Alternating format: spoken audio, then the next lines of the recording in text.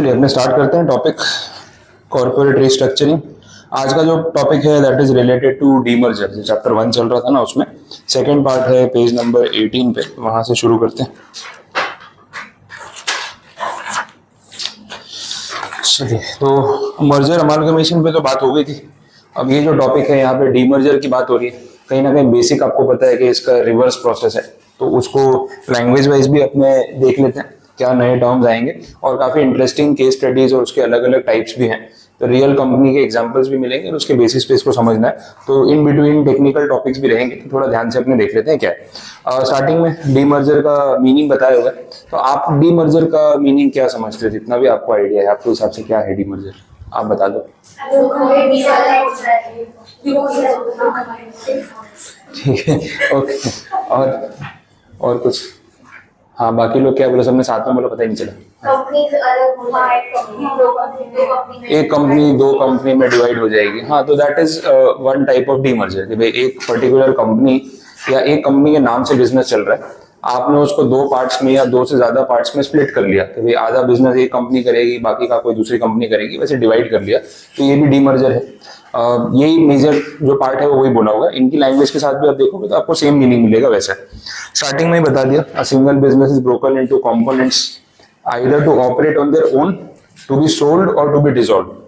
Reasons भी तो होने चाहिए ना, मतलब डीमर्जर क्यों कर रहे हैं? अननेसेसरी तो कुछ नहीं करेंगे, तो इसके काफी सारे रीजंस हो सकते हैं। यहाँ पे बताया हुआ है, या तो फिर इंडिपेंडेंटली कंपनीज को बांट देना है कि भाई अपना अपना बिजनेस इंडिपेंडेंटली संभाल लो। एक ही नाम से एक ही कंपनी के हेड में जब सारा बिजनेस एक साथ हो रहा है तो ऑपरेशनल एफिशिएंसी नहीं आ रही। बहुत बार ये भी एक रीजन होता है कि एक कंपनी के नाम से हम लोग ना मल्टीपल बिजनेस चला रहे हैं। जैसे रिलायंस इंडस्ट्रीज है, आईटीसी है, वेदांता है, ऐसी बहुत सारी कंपनीज है जो इस टाइप के बिजनेसेस करती है, जहां एक ही कंपनी के नाम पे मल्टीपल बिजनेस ऑपरेट हो रहे हैं। अब इन बिजनेसेस को ना फिर एक साथ मैनेज करना कभी कभी डिफिकल्ट हो जाता है, कि स्केल बहुत बढ़ चुका है, तो ऑपरेशनल एफिशिएंसी आती नहीं है कि भाई मैं पेट्रोकेमिकल पे भी ध्यान दे रहा हूँ, टेलीकॉम पे भी ध्यान दे रहा हूँ, सब कुछ एक साथ चल रहा है, तो रिटेल वाला काम भी चल रहा है, तो मैनेज कैसे करें? बेटर है अपने डिफरेंट कंपनीज बना देते हैं, सबका मैनेजमेंट टीम अलग कर देते हैं, तो हर मैनेजमेंट टीम अपने कोर बिजनेस पे फोकस कर पाएगी, और ये एक ही हेड के अंदर मल्टीपल कंपनीज को चलाने का या मल्टीपल बिजनेसेस को चलाने का प्रेशर नहीं रहेगा। This is one of the reason. दूसरा, ऐसा भी हो सकता है कि इन अपकमिंग डेज हम वो एक बिजनेस को सेल ऑफ करना चाहते हैं, तो ये भी पॉसिबल है कि पहले अपने डीमर्ज करके एक सेपरेट कंपनी बना देते हैं, फिर फ्यूचर में जब सही टाइम आएगा ना तो उस बिजनेस को सेल ऑफ कर देंगे, तो ये भी एक रीजन होगा। और तीसरा ऑप्शन क्या है? उस बिजनेस को लॉन्गर टर्म में बंद ही करना है, तो एक बार पहले अलग कर दो, फिर धीरे धीरे करके बंद कर देंगे, तो ये भी हो सकता है। तो ये रीजन यहाँ पे दिए हुए हैं। और demerger allows a large company such as a conglomerate. ये टर्म कहीं आया था बीच में? कॉन्ग्लोमेरेट क्या था? कोई मीनिंग याद आ रहा है?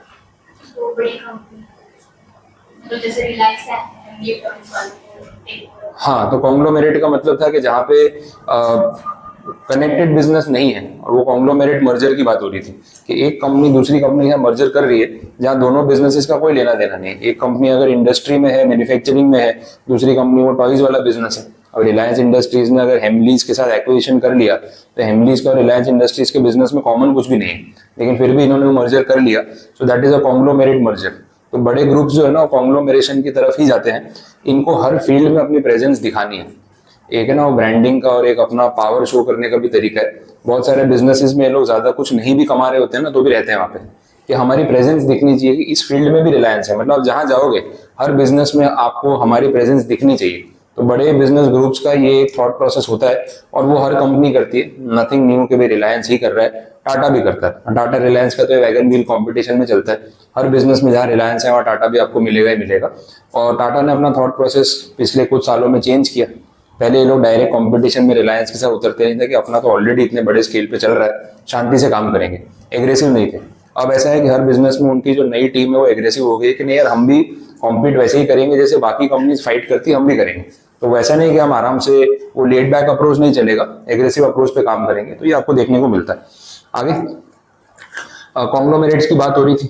To split off its various brands, to invite or prevent an acquisition, to raise capital by selling off components. ये बहुत सारे रीजंस हैं जो इन्होंने यहाँ पे इंट्रोडक्शन में शॉर्ट में बताया, अपन डेप्थ में आगे बात करने वाले हैं। Demerger is an arrangement whereby some part or undertaking of one company is transferred to another company which operates completely separate from the original one. Shareholders of the original company are usually given an equivalent stake of ownership in the new company. Normally demerger वाले case में होता है। इसको थोड़ा simple way में समझ लेते हैं कि भाई शेयर होल्डर्स की क्या सिचुएशन होगी। अब एक कंपनी जिसकी हम बात कर रहे हैं, सपोज ए लिमिटेड, सिंपल एग्जांपल ले रहा हूँ, अभी कोई ब्रांड की बात नहीं कर रहे। अब ए लिमिटेड अगर स्प्लिट हो जाती है या इसमें से हम बिजनेस को डिवाइड कर देते हैं, इसका एक बिजनेस हमने शिफ्ट कर दिया बी लिमिटेड में, तो ए तो एग्जिस्ट करेगी पर एक पार्ट हमने बी में ट्रांसफर कर दिया। अभी सिचुएशन करंटली क्या होगी, आप सब ना इस कंपनी के शेयर होल्डर हो, तो आपके पास जो शेयर होगा, मान लेते हैं कि भाई इसकी फेस वैल्यू 100 रुपए, तो ए लिमिटेड का एक शेयर होगा आपके पास जिसकी वैल्यू होगी 100 रुपीज। अब ये जो इन्होंने डिवीजन किया, इस कंपनी का कितना हिस्सा इसको ट्रांसफर किया उस पर डिपेंड करता है। मान लो 30% रिसोर्सेज ट्रांसफर किए, 30% असेट ट्रांसफर हो गई, 30% लायबिलिटी ट्रांसफर हो गई। अब अगर ये हुआ है तो आफ्टर दिस डीमर्जर इसके पास जो असेट बची वो कितनी रहेगी, 70% होगी। अब इस सिचुएशन में एज ए शेयर होल्डर आपके होल्डिंग में क्या फर्क आएगा, अभी तक आपके पास ये सिनारियो में शेयर्स थे, ए लिमिटेड का शेयर था आपके पास जिसकी वैल्यू 100 रुपए थी। अब इसके बदले क्या होगा, आपके पास दो शेयर्स होंगे, एक ए लिमिटेड का होगा और एक बी लिमिटेड का। इसकी वैल्यू कितनी होगी 70 और इसकी वैल्यू 30। एकदम बेसिक रख रहा हूँ। आपके पास टोटल जो होल्डिंग है उसमें कोई फर्क पड़ा मॉनिटरी की वैल्यू में? नहीं, कोई फर्क नहीं पड़ा, मतलब सिर्फ स्प्लिट अप हो गया ना। पहले 100 रुपए का एक शेयर था एक कंपनी का, अब आपके पास उसके बदले दो शेयर्स है, एक 70 रुपए की वैल्यू का, एक 30 रुपए की वैल्यू का, एक ए लिमिटेड के नाम से, एक बी लिमिटेड के नाम से। तो वैल्यू वाइज अभी फिलहाल आपको कोई फर्क नहीं पड़ा है, बस स्प्लिट अप हो गया दो शेयर्स में। समझ आ रहा है? तो ये बेसिक काम है। तो बोलना ये चाह रहे हैं कि जो शेयर होल्डर्स होते हैं ना पुरानी कंपनी के, उनको कहीं ना कहीं नई कंपनी के भी कुछ शेयर्स यहाँ पे मिल जाते हैं जब भी ऐसा डीमर्जर होता है। चलो आगे बढ़ रहे हैं।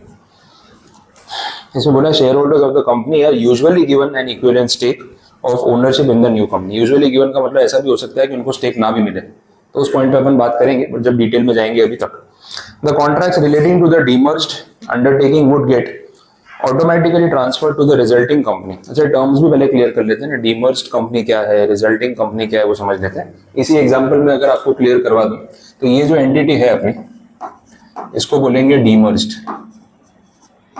कंपनी, मतलब जिसमें से न्यू कंपनी बनी उस एंटिटी को हम क्या बोलेंगे, डीमर्ज्ड कंपनी। और ये जो न्यू एंटिटी बनी ना, इसको हम बोलेंगे रिजल्टिंग कंपनी। ये वैसे जैसे अमालगमेटेड था, जो कंपनी अपनी आइडेंटिटी लूज कर रही है, जाके मर्ज हो रही है, वो अमालगमेटिंग, बाद में जो एग्जिस्ट करेगी वो अमालगमेटेड।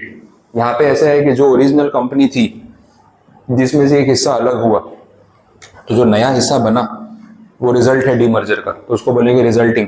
और जो उसके बाद बचा उसको बोलेंगे डीमर्ज्ड। ठीक है, तो मेरे ए लिमिटेड में से एक हिस्सा अलग होने के बाद जो बच गया वो डीमर्ज्ड, और जो अलग होकर नया हिस्सा बना that is the result of demerger, तो रिजल्टिंग। ऐसे करके आप याद रख सकते हो।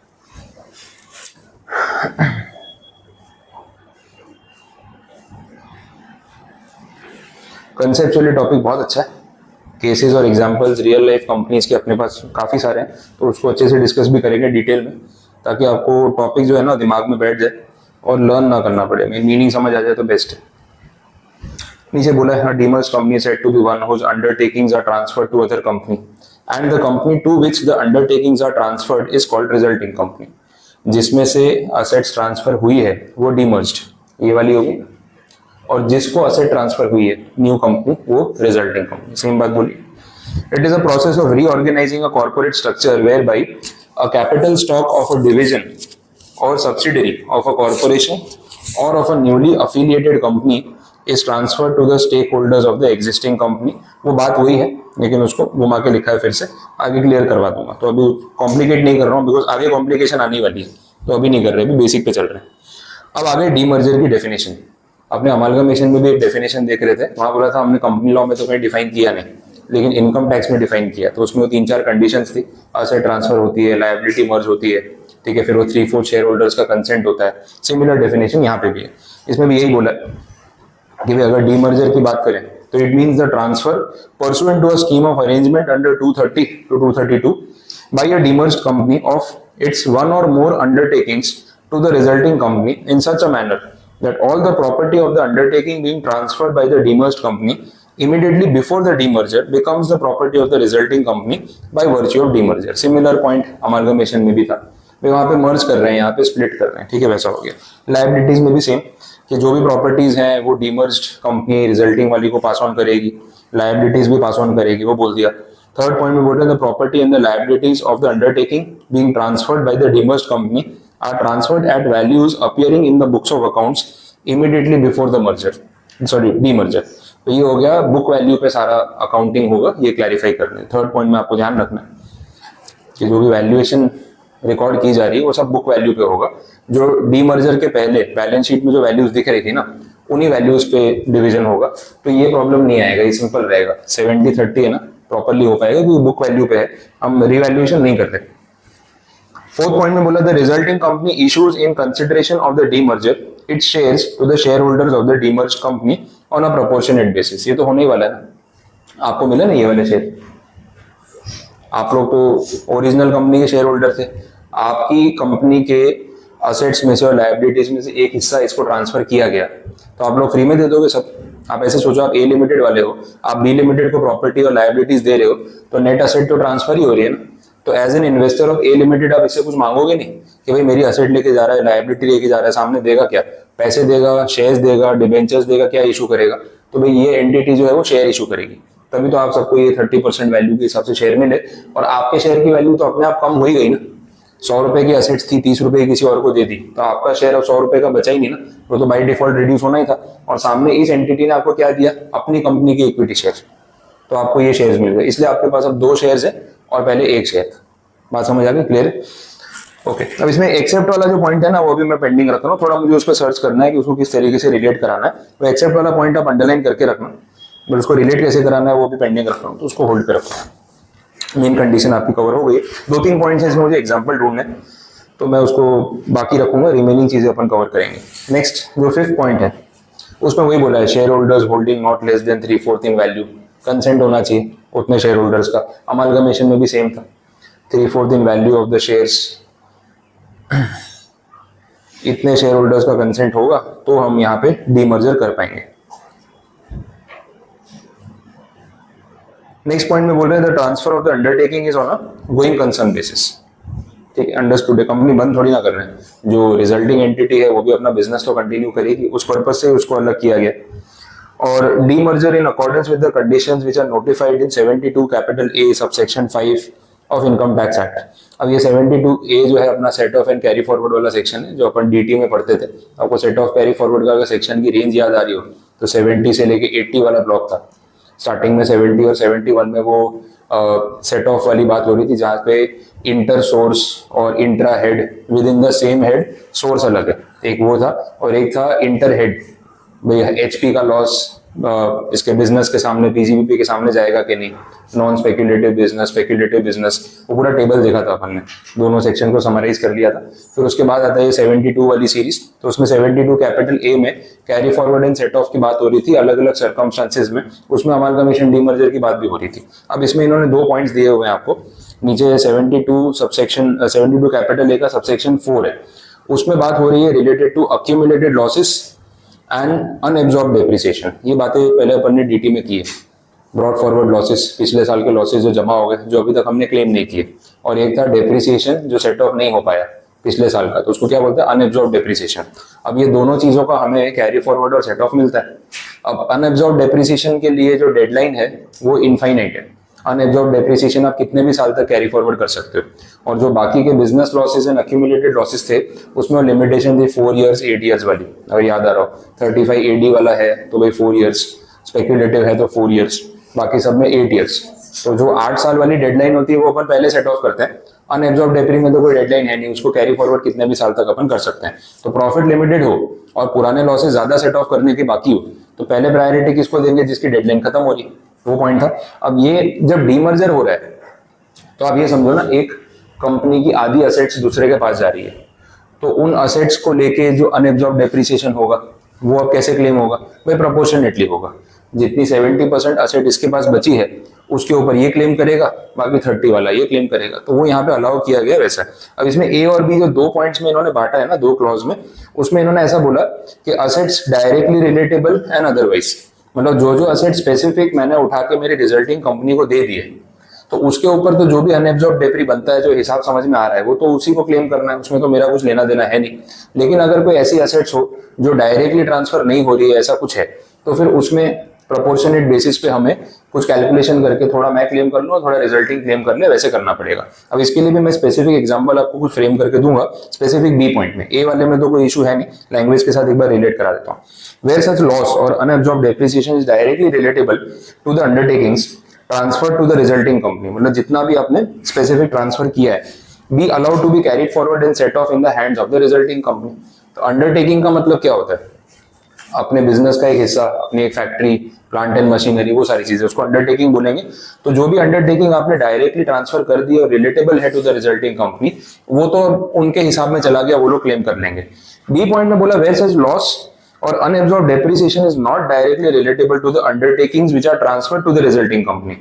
डायरेक्टली रिलेट नहीं हो पा रहा है, ऐसा कुछ लॉस है, तो कैसे करें? तो उसके लिए बता दिया, be apportioned between the demerged company and the resulting company in the same proportion in which the assets of the undertakings have been retained by the demerged company and transferred to the resulting company, and be allowed to be carried forward and set off in the hands of demerged company or the resulting company as the case may be। तो एक undertaking का कुछ हिस्सा resulting को transfer किया, कुछ अपने पास रखा। अगर ये सिचुएशन है तो फिर ये लॉसेस को कैसे सेट ऑफ करेंगे? प्रोपोर्शनेटली, थोड़ा हिस्सा डीमर्ज क्लेम करेगा, थोड़ा रिजल्टिंग वाला क्लेम करेगा, वैसा। तो दो पार्ट्स में इसको डिवाइड कर दिया है कि भाई जो भी अंडरटेकिंग है, क्या आपने पूरी ट्रांसफर कर दी रिजल्टिंग वाले को, तो अब उस पर जो भी है वो क्लेम कर लेगा, चाहे वो उसका कोई अनएब्सॉर्ब्ड डेप्रिसिएशन हो या उससे रिलेटेड कोई लॉस हो। लेकिन अंडरटेकिंग का एक हिस्सा मेरे पास है, एक हिस्सा आपको ट्रांसफर किया, आधा आधा बटा है, ऐसा भी हो सकता है। तो अगर आधा बटा है तो फिर प्रोपोर्शनेट बेसिस पे हम थोड़ा थोड़ा क्लेम कर लेंगे, कुछ हिस्सा मैं क्लेम करूंगा, कुछ आप कर लेना, जिस प्रोपोर्शन में बटा है वैसे। तो इसके लिए कोई न्यूमेरिकल एग्जांपल फ्रेम कर लेंगे, बट अभी थियोरेटिकली सिर्फ आपको कंडीशन बता रहा हूँ। इसके बाद कुछ आ रहे हैं एग्जाम्पल्स में हल्दीराम वाला केस बहुत अच्छा है। हल्दीराम वाला केस स्टडी अपन डिटेल में डिस्कस करेंगे, आपको पूरा समझा दूंगा, बिकॉज इसको समझने के लिए इनकी फैमिली हिस्ट्री समझना जरूरी है कि ये बात यहाँ तक पहुंची कैसे। और हल्दीराम का केस थोड़ा कॉम्प्लिकेटेड है, ठीक है, जितना नमकीन जितनी स्पाइसी है ना उनकी, उतना फैमिली का जो इनका बैकग्राउंड है वो भी वैसे ही है। मतलब लड़ाई झगड़े भी हो चुके हैं, ब्रांड नेम की बड़ी फाइट हो चुकी है, और जो बिजनेस चल रहा है वो कैसे चल रहा है, यहाँ तक कैसे पहुंचा, थोड़ा हिस्ट्री अपन देखेंगे। वो स्ट्रेटेजिक मैनेजमेंट की केस स्टडी जैसा भी हो जाएगा और ये आपको स्टोरी भी रिलेट हो जाएगी, बट वो थोड़ा बाद में बताऊंगा, पहले टेक्निकल चीजें कवर करते हैं, नहीं तो फिर इसमें क्या हो रहा है पता ही नहीं चलेगा। ये हल्दीराम वाले एग्जाम्पल के बाद ना एक दो छोटे छोटे पॉइंट्स दे रखे हैं, वो रिलेट कर लेते हैं। हल्दीराम का दो केस अलग से देखेंगे। उसमें रिलायंस का मैटर है, बोला रिलायंस इंडस्ट्रीज ने भी डीमर्जर किया है और इन्होंने अलग अलग कंपनीज में डिवाइड कर दिया, Reliance communication venture, Reliance energy, Reliance capital, Reliance natural resources, ऐसी बहुत सारी कंपनीज में इन्होंने भी अपना बिजनेस जो है डीमर्ज किया हुआ है, क्योंकि रिलायंस इंडस्ट्रीज लिमिटेड के नाम पे बहुत सारे मल्टीपल बिजनेस एक ही हेड में चल रहे हैं। तो अब उनको भी समझ आ गया कि एक नाम से इतने सारे बिजनेस चलाना मुश्किल है, इन्वेस्टर्स के लिए भी वो सही नहीं लगता है, तो बोला डिवाइड कर देते हैं। तो कभी ये लोग क्या सब्सिडरीज बना देते हैं, कभी डीमर्जर कर देते हैं, तो हर बिजनेस के लिए सेपरेट कंपनी बनाने की कोशिश कर रहे हैं वैसा। तो ये केस भी मैं भी रिलायंस वाला भी आगे आपको डिस्कस कराऊंगा। फिर एक है ना लास्ट में फाइजर का एग्जाम्पल बताया हुआ है। फाइजर जो है वो एक फार्मास्यूटिकल कंपनी है और काफी बड़ा ब्रांड है। इन्होंने अपना एक न्यूट्रिशन बिजनेस जो है वो नेस्ले वाले को सेल कर दिया था। तो ये भी एक टाइप का डीमर्जर हो गया कि जो बिजनेस मुझे नहीं चलाना है मैंने किसी और को बेच दिया। ये डाइवेस्टिचर बोला जाता है, इसको भी अपन आगे देखेंगे। तो ऐसा भी होता है, नीचे ही पॉइंट है। फाइजर जो है बड़ी कंपनी है, मेडिसिन बनाती है, वही क्रीम और ये सब चीजें बनाती है, सोफ्रामाइसिन आती है उस टाइप की, और वो सब क्रीम बनाती है, दवाइयां बनती है। तो इन्फेंट न्यूट्रिशन मतलब ये छोटे बच्चों के लिए जो बेबी फूड आता है, तो बेबी फूड प्रोडक्ट्स भी फाइजर बनाता था। एक पॉइंट पे उन्होंने बेबी फूड वाला अपना जो सेगमेंट है उस पर काम करना बंद कर दिया कि हमें ये बिजनेस नहीं चलाना है, बाकी चीजें हम कंटिन्यू करेंगे। तो बेबी फूड वाला जो पूरा यूनिट है वो उन्होंने नेस्ले को बेच दिया और नेस्ले उस बिजनेस को चला रहा है। नेस्ले का सेरेलैक करके प्रोडक्ट आता है, काफी फेमस है बेबी फूड वाला, तो वो फाइजर पहले चला रहा था, फाइजर को नहीं चलाना था, उन्होंने आगे उसको बेच दिया। वैसा ऐसे बड़े बड़े बिजनेसेस में होता रहता है। ये बर्जर पेंट्स जो कंपनी नहीं, उस दिन मैं आपको एग्जाम्पल दे भी रहा था शायद। बर्जर पेंट्स एक पॉइंट पे विजय माल्या ग्रुप के पास थी और उन्होंने उसको बहुत ही सस्ते दाम पे बेच दिया। दैट इज डाइवेस्टिचर के अपने कोई बिजनेस नहीं करना है, तो कुछ बहुत कम वैल्यू बेचा था, आई थिंक 400 करोड़ या ऐसा कुछ में उन्होंने सेल ऑफ कर दिया था कि बिजनेस हमसे चलाया नहीं जा रहा है। अब जिस कंपनी ने खरीदा उसने उस पर फोकस किया और चलाते चलाते आज वो कंपनी की वैल्यूएशन 50,000 करोड़ है। तो कहाँ से कहाँ पहुंच गई। तो जिसको नहीं चलाना था, अब विजय माल्या का बिजनेस उसकी कंपनी बंद नहीं हुई, लेकिन उसकी कंपनी में से एक बिजनेस उसने किसी को सेल ऑफ कर दिया कि मुझे ये नहीं करना है, ये वैसी बात हो गई। तो वो पॉइंट्स भी होते हैं। तो टाइप्स ऑफ डीमर्जर में अब आगे यही पॉइंट्स आने वाले हैं जहां से टेक्निकल पार्ट अपना स्टार्ट होगा, तो एक एक करके समझते हैं। सबसे पहला जो पॉइंट है उसको बोले डाइवेस्टिचर, जिसका मैं आपको एग्जांपल दे रहा था। थियरी देख लो पहले। इट मींस सेलिंग और disposal of the assets of the company और any of its business undertakings और डिविजन्स यूजुअली फॉर कैश, और it can be as a combination of cash and debt also. ठीक है, मतलब मेरा जो भी बिजनेस चल रहा है, हम जो कंपनी चला रहे हैं, जैसे मैंने आपको ये बर्जर वाला एग्जांपल दिया, तो यूनाइटेड ब्रूअरीज करके विजय माल्या की कंपनी है, यूबी लिमिटेड। ठीक है, अब ये यूनाइटेड ब्रूअरीज जो है बड़ा ग्रुप है। अब इनका मेन ये बियर और लिकर वाला बिजनेस तो है ही। ये लोग इसी ब्रांड के अंदर या इसी कंपनी के अंदर ये पेंट वाला बिजनेस भी कर रहे थे। इन्होंने अलग अलग एक्सपांशन किए, किंगफिशर एयरलाइन स्टार्ट किए एवरीथिंग। तो तब एक पॉइंट पे विजय माल्या ने बहुत सारे बिजनेसेस में एक साथ एंटर कर लिया। अब कुछ बिजनेस चलाए अच्छे से, कुछ नहीं चलाए। किंगफिशर एयरलाइन भी फ्लॉप हो गया, ये बर्जर पेंट वाला भी चलाया नहीं जा रहा था। तो एक पॉइंट पे उनको लगा कि पेंट वाली इंडस्ट्री हमें समझ नहीं आ रही। बड़े बड़े बिजनेसेस में होता है, खरीद लेते हैं लेकिन उस एफिशिएंसी चला नहीं पाते। तो इन्होंने सोचा एक काम करते हैं, ये बिजनेस किसी और को सेल ऑफ कर देते हैं, अपने कैश ले लेते हैं। एक होता है कि मैं अगर बिजनेस डीमर्ज कर रहा हूँ तो मुझे उसमें इक्विटी चाहिए, जैसे ये नहीं हो रहा था आपको यहाँ बी लिमिटेड में 30% शेयर मिल रहे थे। आपने बोला सर शेयर नहीं चाहिए, शेयर हमें ये चलेगा, ये इनफ है, ये जो पार्ट हम बेच रहे हैं ना इसके बदले पैसे दिलवा दो, कैश। तो अगर आपने ये पोर्शन बेचा और इसके बदले कैश ले लिया, मतलब अब आपका बी लिमिटेड से कोई लेना देना है ही नहीं, आपने अपने बिजनेस में से एक हिस्सा किसी को बेच के उसको एनकैश कर लिया। तो उस प्रोसेस को हम क्या बोलेंगे? डाइवेस्टिचर बोलेंगे। डाइवेस्ट करने का मतलब होता है किसी बिजनेस से एग्जिस्ट कर लेना, मतलब एग्जिट कर लेना। एक होता है इन्वेस्ट करना, एक होता है डाइवेस्ट करना, उसका ऑपोजिट वर्ड है। तो डाइवेस्टिचर वहां से आया।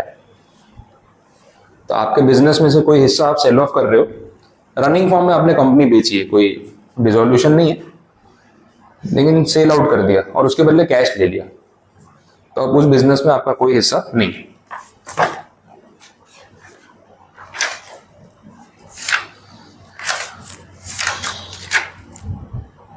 ये थियरी उन्होंने पीछे भी दे रखी है, डाइवेस्टिचर वाला पॉइंट निकला ही है तो साथ में वो थियरी कवर कर देते हैं। आप पेज 24 पे देखना, वही पॉइंट है। मतलब यहाँ तो एक लाइन में समझाया ना, वहाँ थोड़ा सा डिटेल में दिया हुआ है, आपको रीजंस भी मिल जाएंगे ऐसा क्यों हो रहा है। डाइवेस्टिचर के एग्जांपल्स भी आपको लिखवा देता हूँ जो यहाँ पे नहीं है बुक में, रियल केसेस बता देता हूँ।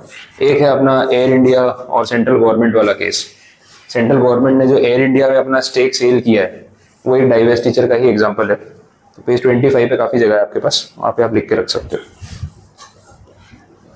ठीक है, government sold stake in Air India to Tata group, that is divestiture. उनको नहीं करना था बिजनेस, बोला पैसा दे दो और आप लेके जाओ। अब गवर्नमेंट ने एयर इंडिया जब सेल ऑफ कर दी तो उसमें गवर्नमेंट ने शेयर नहीं मांगे कि भाई हम इसको अपने से अलग कर रहे हैं, हमें इसमें इक्विटी चाहिए, भाई पैसा चाहिए। 3,500 करोड़ रुपए में डील हुई है और वो कैश और डेट वाली डील है। एक पोर्शन टाटा ने कैश दिया अपफ्रंट और कुछ पोर्शन जो है उसका डेट है, मतलब धीरे धीरे पे कर देंगे, क्रेडिट पे हो गया, या फिर उसके लिए डेट इंस्ट्रूमेंट अभी दे देते हैं, रिडेम्पशन पे आप पैसे लेते जाना। तो सूनर और लेटर गवर्नमेंट को 3500 करोड़ पूरे कैश के फॉर्म में मिल जाएंगे, अभी पार्शियली मिले हैं, रिमेनिंग भी मिल जाएंगे वैसा। तो ये प्रॉपर एग्जांपल हो गया डाइवेस्टिचर का, जो एक रियल केस है। दूसरा भी एग्जांपल है रिलायंस की ना, अनिल अंबानी ग्रुप की एक कंपनी है Reliance infra, Reliance power, Reliance infra. तो रिलायंस इंफ्रा मेन कंपनी जिसके अंडर में इनका इलेक्ट्रिसिटी जनरेशन और ट्रांसमिशन का बिजनेस आता है। तो रिलायंस का इलेक्ट्रिसिटी का बिजनेस काफी साल से रहा। रिलायंस इंफ्रा ने बीच में अपना ये पावर जनरेशन वाला बिजनेस जो है वो बंद कर दिया, मतलब उनको नहीं करना था, तो उन्होंने वो सेल ऑफ कर दिया किसको? अदानी ग्रुप को। तो अदानी ट्रांसमिशन जो कंपनी है उन्होंने वो बिजनेस रिलायंस से परचेज कर लिया।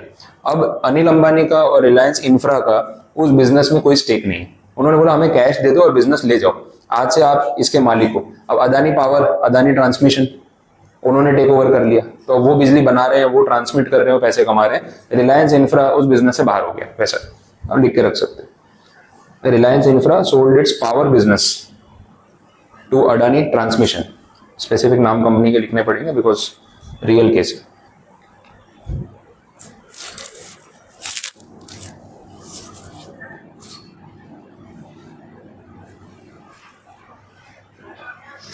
ठीक है, क्लियर। अब यहाँ पे इनकी लैंग्वेज भी देख लेते हैं। डाइवेस्टिचर जो 24 पे बोला है उस पैराग्राफ में कुछ ऐड किया है क्या, क्योंकि सेंटेंस में तो कुछ दिख रहा है। डाइवेस्टिचर मीन सेलिंग और disposal of the assets of the company और any of its business undertaking usually for cash और a combination of cash and debt and not against equity share. ये खास ध्यान रखना है कि यहाँ इक्विटी नहीं मांग रहे, हमको चाहिए ही नहीं, मुझे पैसा चाहिए, कैश चाहिए, ठीक है, मुझे इक्विटी नहीं चाहिए। To achieve a desired objective such as greater liquidity or reduced debt burden. भाई पैसा हाथ में होगा, लिक्विडिटी होगी ना, तो उन पैसों से मैं और कुछ कर पाऊंगा। डेट बढ़ गया है, डेट पे ऑफ करना है, तभी तो बेच रहा हूँ। अब कुछ सामान क्यों बेच रहा है इंसान, कि भाई चलो बेचूंगा, इसमें से कुछ कैश आ जाएगा, उधार चुका दूंगा। तो ये वो चीज है, तो डेट कम करने के लिए कैश चाहिए, ये भी एक रीजन हो सकता है। Divestiture is normally used to mobilise resources for core business और businesses of the company by realising value of non core business asset. अब ये कोर बिजनेस और नॉन कोर क्या होता है?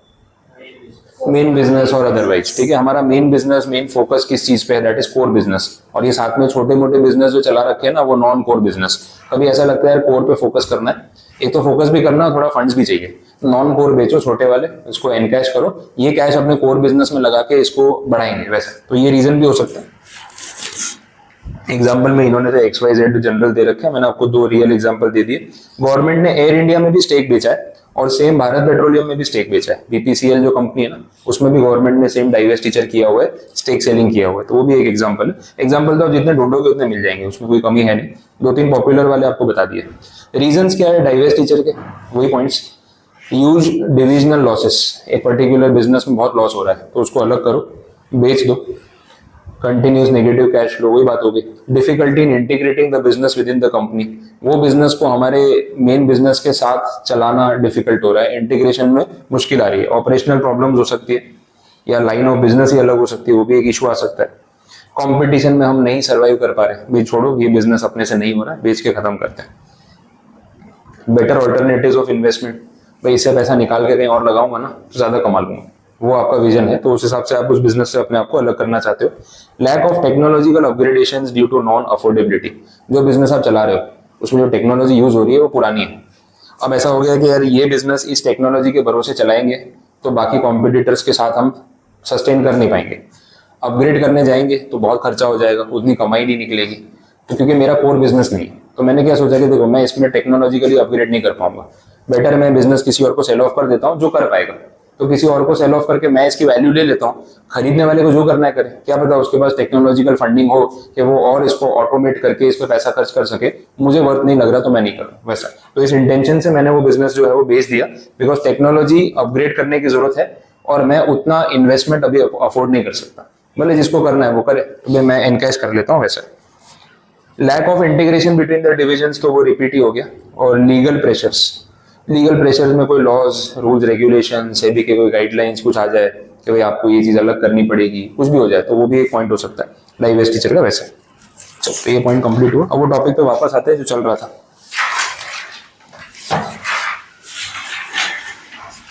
देखो डाइवेस्टिचर वाला पार्ट जो है वो तो आपका हो गया, कवर अप हो गया। नेक्स्ट जो आ रहा है topic, that is called spin off. काफी अच्छा टॉपिक है। अब ये स्पिन ऑफ जो है वो कैसे काम करता है वो समझो, और थोड़ा वर्ड टू वर्ड भी जाना पड़ेगा और इसके अप्रोचेस को अपने प्रैक्टिकल एग्जांपल के साथ भी समझेंगे। पहले मैं थियरी बता रहा हूँ क्या हो रहा है इसमें। The shares of the new entity are distributed to the share holders of the parent company on pro rata basis. The parent company also retains the ownership in the spin off entity. कुछ example बनाते हैं। एक case इसमें अपन ले सकते हैं ITC वालों का, क्योंकि आईटीसी ऐसा बिजनेस है जहां पे ये सिचुएशन आपको रिलेट होगी कि स्पिन ऑफ एग्जैक्टली है क्या। एक स्पिन ऑफ है, एक स्प्लिट ऑफ है, फिर उसमें एक स्प्लिट अप है, तो ऐसे ना 3-4 टर्म्स है।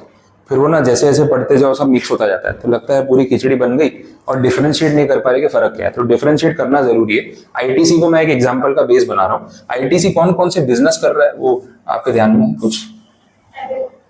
एक तो टोबैको वाला बिजनेस हो गया, एक एफएमसीजी फूड वाला बिजनेस हो गया, एक होटल वाला बिजनेस हो गया, और कुछ एक वो स्टेशनरी आइटम्स वाला भी तो अपना क्लासमेट और ये सब। हाँ, तो वो स्टेशनरी आइटम वाला एक बिजनेस है, चलो वो एग्जांपल ले लेते हैं। सारी चीजें एकदम रियलिस्टिक नहीं है, लेकिन अपने उसको फ्रेम उस हिसाब से कर रहे हैं कि आपको बात रिलेट हो जाए। अब आईटीसी वाला ना ये सारे बिजनेसेस जो कर रहा है ना, वो आईटीसी लिमिटेड के नाम से कर रहा है। तो कंपनी एक ही है, लेकिन कंपनी में आप बिजनेसेस देखें तो कितनी वैरायटी के। अच्छा, इन बिजनेसेस का डायरेक्टली एक दूसरे से लेना देना है या अलग कैटेगरी में चल रहे हैं? अलग है ना। टोबैको और होटल का कुछ लेना देना नहीं है, टोबैको और स्टेशनरी का लेना देना नहीं। ऐसा तो नहीं कि बुक खरीदने जाओगे तो सिगरेट फ्री दे देगा, ऐसा तो कुछ होने वाला नहीं है। इस चक्कर में तो बुक ज्यादा बिकेगी, ठीक है, ऐसा हो जाएगा, लोग पढ़ाई करने लग जाएंगे। तो ऐसा कॉम्बिनेशन होने वाला नहीं ऑब्वियसली। तो आईटीसी लिमिटेड एक कंपनी है और ये लोग एक ही कंपनी के हेड में ना अलग अलग बिजनेसेस चला रहे हैं। अब एक पॉइंट पे इन्होंने सोचा कि यार अपने डीमर्जर कर देते हैं।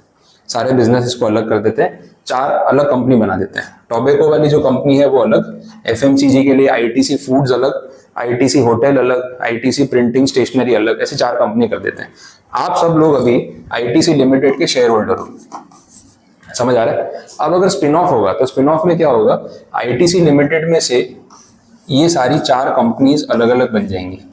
तो एज अ शेयर होल्डर आपके साथ क्या होगा वो आपको समझना है। आपका जो आईटीसी लिमिटेड का एक शेयर है उसके बदले ना आपको इन सब के एक शेयर मिल जाएंगे। बोले सर फिर वो मेन आईटीसी लिमिटेड रहेगी या नहीं रहेगी? वो रहेगी, उसको बंद नहीं कर रहे अपन। ऐसा मान लेते हैं कि आईटीसी लिमिटेड जो है ना वो अपना फेवरेट बिजनेस कंटिन्यू करेगी, टोबैको वाला वो आईटीसी लिमिटेड के नाम से ही रहेगा। एफएमसीजी वाले को अपने नाम दे देते हैं आईटीसी फूड्स, देखो नेमिंग भी अपन ही कर रहे हैं। अब एग्जाम्पल इमेजिन करना है तो आराम से करो ना, आप ही आईटीसी के मालिक हो, ठीक है। और ये वाला जो है वो आईटीसी स्टेशनरीज एंड प्रिंटिंग ऐसा कुछ। तो ये ना 3 अलग कंपनीज बना दी और ये ओरिजिनल कंपनी रहेगी वैसे। तो आईटीसी लिमिटेड अब सिर्फ टोबैको वाला बिजनेस अपने ब्रांड नेम में करेगा, बाकी सबके लिए उन्होंने 3 अलग कंपनी बना दी। तो टोटल कितनी कंपनीज हो गई? 4, एक ओरिजिनल और 3 रिजल्टिंग कंपनी। क्लियर हो गया? तो जो ओरिजिनल कंपनी का शेयर होल्डर है अब उसको क्या होगा, 4 कंपनी के शेयर मिल जाएंगे। एक तो जो ओरिजिनल कंपनी है वो, और बाकी जो आपने 3 रिजल्टिंग कंपनीज बनाई वो। समझ आ रहा है? This is spin off. Parent company में से कुछ रिजल्टिंग कंपनीज बनी और जो पेरेंट कंपनी के एग्जिस्टिंग शेयर होल्डर्स थे उनको प्रो रेटा बेसिस पे ये सारी नई कंपनीज के शेयर भी मिले। तो हर एक इंडिविजुअल शेयर होल्डर आप में से जो भी था प्रीवियसली उसके पास आईटीसी लिमिटेड का एक शेयर था, अब उसके पास टोटल 4 शेयर्स है, एक आईटीसी लिमिटेड का, एक फूड्स का, एक होटल का और एक स्टेशनरी का। आया समझ में? क्लियर? ये है स्पिन ऑफ का बेस। अब लैंग्वेज से वापस रिलेट कराता हूँ तो बात समझ आएगी। बार बार पढ़ना पड़ेगा, थियरी के साथ रिलेट करना पड़ेगा तो दिमाग में उतरेगा। The shares of the new entity are distributed to the share holders of the parent company, मतलब आप सब, on a pro rata basis. Pro rata वही जितनी असेट जिस बिजनेस को ट्रांसफर हुई हो, तो आप समझ रहे हो। The parent company also retains ownership in the spun off entity. तो आईटीसी लिमिटेड का भी कंट्रोल तो रहेगा ये सारी कंपनीज के ऊपर, ऐसा तो नहीं कि उसका कंट्रोल नहीं। वो कंट्रोल कैसे रहेगा? आप सबके थ्रू ही रहेगा ना। आप सब लोग आईटीसी लिमिटेड के मालिक थे, अब आप सब लोग आईटीसी लिमिटेड के साथ इसके भी मालिक, तो कहीं ना कहीं कंट्रोल जो है वो तो रहने ही वाला है इसका, ठीक है वैसा। तो ये पॉइंट है, ये बात अभी नीचे और क्लियर हो जाएगी। There are 2 approaches in which spin off can be conducted. Specific 2 approaches है और एग्जाम में लिखने वाला पार्ट है। अगर स्पिन ऑफ पूछते हैं तो आपको ही समझाना पड़ेगा, लैंग्वेज और फिर उसका example. In the first approach the company distributes all the shares of the new entity to its existing share holders on a pro rata basis, जो अपन ने ऊपर पढ़ा। This leads to the creation of 2 different companies holding the same proportion of equity as compared to the single company existing previously. तो अभी तक मैंने आपको जो समझाया ना वो फर्स्ट अप्रोच थी। फर्स्ट अप्रोच में ये बोलना चाह रहे हैं कि जो पेरेंट कंपनी है आईटीसी लिमिटेड, उसके जो शेयर होल्डर्स है उन सबको प्रोपोर्शनेट बेसिस पे नई कंपनीज के शेयर्स मिलेंगे। अगर ऐसा हो रहा है तो इसको हम क्या बोलेंगे? This is first approach. तो आप सबको बोला जाएगा कि देखो आपके पास एक शेयर था वो हम वापस ले रहे हैं, उसके बदले ना आपको 4 शेयर मिल रहे हैं जिनकी वैल्यूज चेंज हो जाएंगी, बिकॉज ये तो कंबाइंड शेयर था, इसमें से 4 बिजनेस के टुकड़े हुए, तो ये एक टुकड़ा है और ये बाकी के 3 है। तो एज ए शेयर होल्डर ना आपके हाथ में अब 4 शेयर आ चुके हैं। तो अगर इस तरीके से स्पिन ऑफ हुआ है ऑन पेपर तो this is the first approach. तो एज ए शेयर होल्डर आपको कुछ फर्क पड़ा है यहाँ पे? ऑन पेपर तो फर्क पड़ा, वैल्यूएशन में नहीं पड़ा होगा, लेकिन ऑन पेपर फर्क ये पड़ा कि अभी आपके हाथ में एक शेयर था, अब आपके हाथ में 4 शेयर, तो ये ऑन पेपर आपको फर्क पड़ा। This is first approach.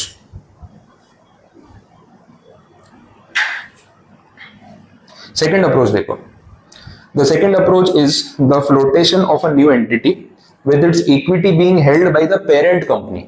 There is a difference between parent company and there is a difference between shareholders of a parent company. दोनों में फर्क है यहाँ पे, ठीक है? धीरे धीरे बात समझ आएगी। The parent company later sells the asset of the spun off company. चलो वो तो बात अलग है। यहाँ पे बोलना ये चाह रहे हैं कि सेकंड अप्रोच वाले केस में ऐसा होगा, आप लोग आईटीसी लिमिटेड के शेयर होल्डर थे ना पहले, आफ्टर दिस डीमर्जर आप आईटीसी लिमिटेड के ही शेयर होल्डर रहोगे, ये सब कुछ नहीं मिलेगा आपको। बात समझ आई? तो बोले सर ये 3 कंपनी बनाई तो इसमें इन्वेस्टर कौन होगा? इसमें इन्वेस्टर खुद आईटीसी लिमिटेड होगी, नाम का फर्क है। ऑन पेपर ये सब चीजें टेक्निकल बना देते हैं, जबकि इसको सिंपल रखा जा सकता था। इसमें ऐसा हो गया, देखो यहाँ पे ना कौन लोग इन्वॉल्व होते हैं। एक आप लोग शेयर होल्डर्स, सिंपल कर रहा हूँ उसको, आप सब लोग इंडिविजुअल शेयर होल्डर्स, एक बीच में आपकी कंपनी, कंपनी कौन सी? ओरिजिनल कंपनी आईटीसी लिमिटेड, और सामने ये 3 कंपनी, फूड वाली, होटल और स्टेशनरी। बात समझ आ रही? एक तरीका ये है कि भाई आईटीसी लिमिटेड में से जब ये डीमर्जर हो तो आप सबको बुलाया जाए, बोलो पुराना शेयर सर्टिफिकेट लेके आना। कौन सा? ये वाला जो आपके पास था, ये लेके आओ और इसके बदले 4 सर्टिफिकेट्स लेके जाओ। तो हर एक शेयर होल्डर को ना 1 2 3 4 सर्टिफिकेट मिलेंगे। तो आप सब इंडिविजुअली इन चारों कंपनीज में मालिक हो। ये एक तरीका है स्पिन ऑफ का। दूसरा तरीका ये है कि इसको इतना कॉम्प्लिकेट नहीं करते। आईटीसी लिमिटेड जो कंपनी है, ये भी तो एक कॉर्पोरेट एंटिटी है ना, सेपरेट आर्टिफिशियल पर्सन, वो आपको पता ही है। आईटीसी लिमिटेड ने बोला कि यार ये सब झंझट नहीं करना है, सबके शेयर मंगवाओ, 4-4 शेयर बांटो, क्या करना है भाई, आपको मालिक हो, आप मालिक रहोगे कैसे भी रहो। एक काम करो, आप लोगों के पास जो ओरिजिनल वो एक शेयर पड़ा है ना, वही रखो हमारी कंपनी का। इस कंपनी में जो इन्वेस्टमेंट करना है ना, वो आप सबके नाम से नहीं, हमारे नाम से कर देते हैं। समझ आया? तो इन शॉर्ट, अगर आईटीसी लिमिटेड इन कंपनीज की मालिक है, आईटीसी लिमिटेड का मालिक कौन है? आप लोग। बात समझ आई? तो ओनरशिप तो आप ही के हाथ में है इन कंपनीज का, लेकिन डायरेक्टली नहीं, थ्रू आईटीसी लिमिटेड, इनडायरेक्टली मालिक आप ही हो। सिर्फ नाम का फर्क हो गया। पहले केस में आप सबने बोला, बोले नहीं सर, हमें तो ना 4 शेयर चाहिए। सोचने में तो अच्छा लग रहा है, 4-4 कंपनी के शेयर होल्डर है हम, तो भाई ये नहीं चलेगा, हमें आईटीसी लिमिटेड का जो रिजल्टिंग या डीमर्ज एंटिटी है उसका भी शेयर चाहिए और इसका भी शेयर चाहिए। आप लोग जिद पे अड़ गए, बोला भाई ठीक है, जो करना है करो, बात तो एक ही है, लेके जाओ 4 शेयर और क्या। अब 4-4 मीटिंग अटेंड करना, 4 बार ईमेल आएंगे, सब में वोट करना जाओ। समझ आ रहा है? फिर किसी ने समझाया, बोले क्यों झमेले में पड़ रहे हो, मालिक तो तुम लोग ही हो ना, तुम्हारे पैसों से आईटीसी लिमिटेड चल रही है, तुम्हारा ही पैसा वो 3 कंपनी में लगा रही है, तो इन कंपनीज के रजिस्टर में तुम लोग अपना अपना नाम क्यों लिखवा रहे हो? इसका रहने दो ना, नोटिस इसको आएगा, मीटिंग ये अटेंड करेगा, वोट ये करेगा, तुम झमेले में पड़ क्यों रहे हो? इस कंपनी के मालिक तो तुम लोग ही हो ना। समझ में आ रहा है? तो फिर आप लोगों को बात समझ आए, अपने बोला हाँ ये भी अच्छा है। अपने को क्या फर्क पड़ रहा है, अपने पास 100 रुपए का एक शेयर था, ये कंपनी 25 रुपए की बची है, और ये जो कंपनी है चारों इक्वली बढ़ गई सपोज। अब आपको 25-25 रुपए के 4 शेयर चाहिए या 100 रुपए का एक, बात तो एक ही है। अगर आप 100 रुपए का एक शेयर इसका लेके बैठे हो, तो इसका खुद का इन्वेस्टमेंट भी तो इन सब में दिख रहा है ना, तो अल्टीमेटली तो आप ही मालिक हुए। ये 25 आप ही का है, बट इनडायरेक्टली किसके थ्रू? आईटीसी लिमिटेड के थ्रू। तो क्यों मेहनत कर रहे हो? तो आपने बोला हाँ यार ये स्मार्ट तरीका है, दिखाने में तो अच्छा लग रहा है, 4 कंपनी के शेयर है हमारे पास, हम आईटीसी होटल के भी इन्वेस्टर इंडिविजुअली हैं, फूड्स के भी हैं, स्टेशनरी के भी हैं, बट यह 4-4 डॉक्यूमेंट संभालो, सबकी मीटिंग अटेंड करो, सबके नोटिस का रिप्लाई करो। इससे बेटर अपन एक कंपनी के मालिक रहते हैं, हमारी कंपनी इन कंपनीज की मालिक है। मतलब मैंने एक बंदा रखा है जो मेरे बिहाफ पे ओनरशिप हैंडल करता है, मैं नहीं कर रहा। तो आप सब शेयर होल्डर जो हो ना, सेकंड अप्रोच में आपके पास वही एक शेयर पड़ा हुआ है जो पहले था। इन शॉर्ट, डीमर्जर होने के बाद भी आपके पास जो ऑन पेपर डॉक्यूमेंट है ना, उसमें कोई फर्क नहीं आया। पहले भी आपके आईटीसी लिमिटेड का 100 रुपए का एक शेयर था, आज भी आपके पास आईटीसी लिमिटेड का 100 रुपए का एक शेयर है, लेकिन आईटीसी लिमिटेड खुद इन 3 में इन्वेस्टर बन गई है। तो आपका 100 रुपया वैसे 4 भाग में डिवाइड हो गया है, लेकिन आपके हाथ में 100 रुपए का एक नोट है, वो 25-25 रुपए वाला हिसाब ये लोग संभाल रहे हैं, आपको इससे फर्क नहीं पड़ रहा। तो फर्स्ट अप्रोच और सेकंड अप्रोच में नाम का फर्क है।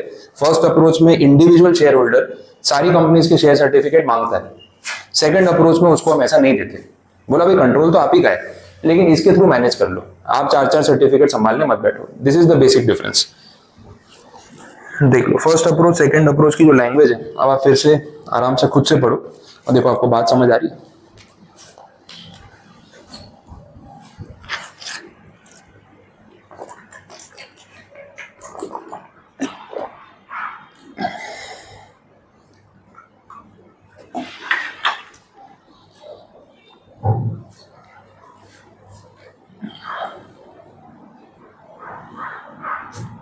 आराम से लिख लो, एग्जाम्पल भी आपको जो भी नोट करना है, टाइम लो, आराम से नोट करो, उसको मेंटली डाइजेस्ट करो कि हाँ बात समझ आ गई, फिर आगे बढ़ते हैं, जल्दी नहीं।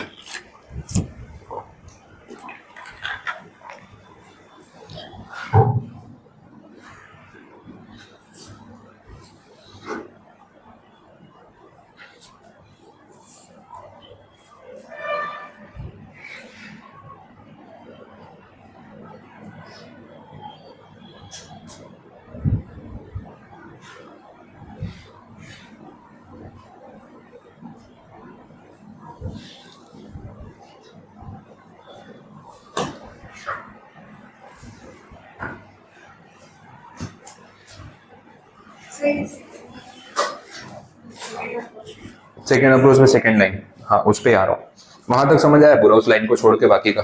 फर्स्ट अप्रोच में क्या हो रहा है, सेकंड में क्या हो रहा है, समझ आ रहा है? कंट्रोल की बात हो रही है। फर्स्ट अप्रोच में आप सबके पास चारों कंपनी के शेयर है, तो you are individually directly controlling the resulting entity. Second approach में क्या हो रहा है, आप डायरेक्टली उन न्यू एंटिटीज में शेयर होल्ड नहीं कर रहे हो, आप अपनी कंपनी के थ्रू कंट्रोल कर रहे हो। तो इसमें इन कंपनीज में होल्डिंग आईटीसी लिमिटेड का है, बट आईटीसी लिमिटेड में होल्डिंग आप सबका है जैसे पहले था। वो सब्सिडरी की सब्सिडरी कुछ वैसा हो गया, काइंड ऑफ, नॉट एग्जैक्टली, लेकिन माइंड में समझने के लिए वैसा हो गया। अब जो उसमें बोला है, the parent company later sells the asset of the spun off company to another company.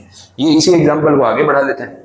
ITC limited को इन फ्यूचर ऐसा लगे क्या ये स्टेशनरी बिजनेस में कुछ मजा नहीं है, बच्चे पढ़ाई तो करते नहीं आजकल, ठीक है, बुक्स बिकती नहीं है इतनी, स्टेशनरी में फालतू में कोई कमाई नहीं हो रही, जाने दो, ये होटल और फूड वाला सही चल रहा है, घूमते फिरते खाते पीते लोग हैं, अपने सूरत में तो यही ज्यादा चलता है, तीसरा वाला बिजनेस बेचारा वैसे ही मुश्किल में पड़ा हुआ है। तो बोला ये स्टेशनरी वाला बिजनेस ना हमें नहीं चलाना है, बेच देते हैं इसको किसी और को।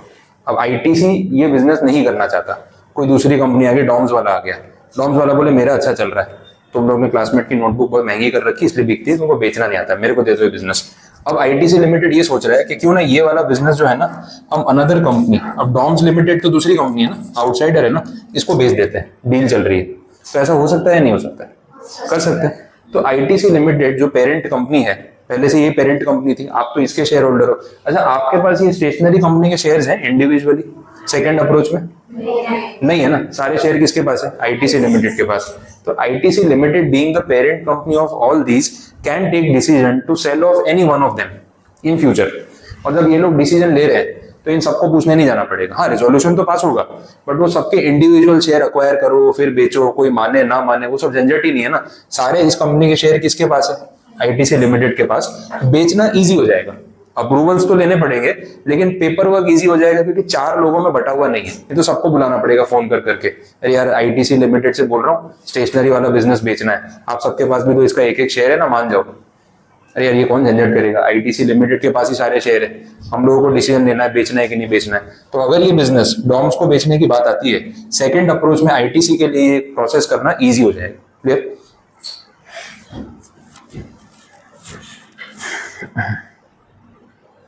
बनते बनते इतना बढ़िया एग्जांपल बन गया, डॉम्स भी आ गया बीच में।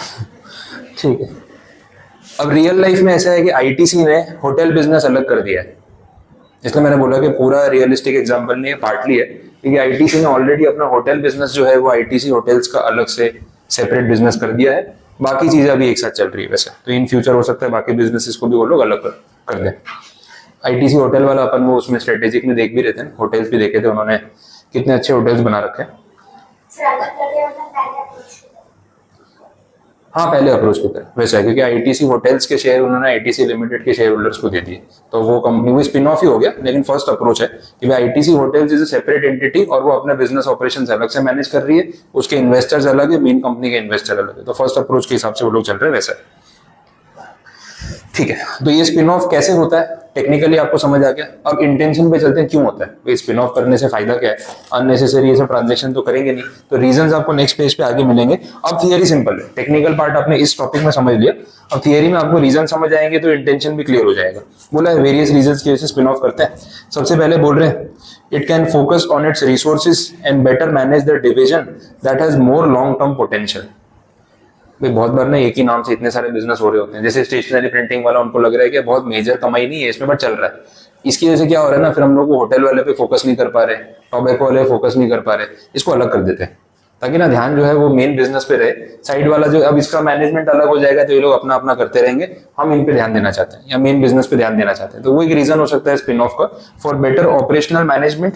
और जिस बिजनेस में लॉन्ग टर्म पोटेंशियल ज्यादा है, कहीं ना कहीं कंपनी के माइंड में हो भी सकता है कि स्टेशनरी वाला अगर आगे जाके ठीक से नहीं चला अपने से तो किसी को बेच देंगे, तो बैक ऑफ द माइंड कहीं होगा, तो अभी अलग करते हैं, बाकी बिजनेस पे कोर पे फोकस करते हैं, इसका सोचेंगे, चला पाए तो ठीक है, नहीं चला पाए तो डॉम्स वाले को बेच देंगे। तो ऐसा माइंडसेट पहले से भी एक थॉट प्रोसेस हो सकता है, तो उस रीजन से स्पिन ऑफ करना एक अच्छा ऑप्शन हो सकता है।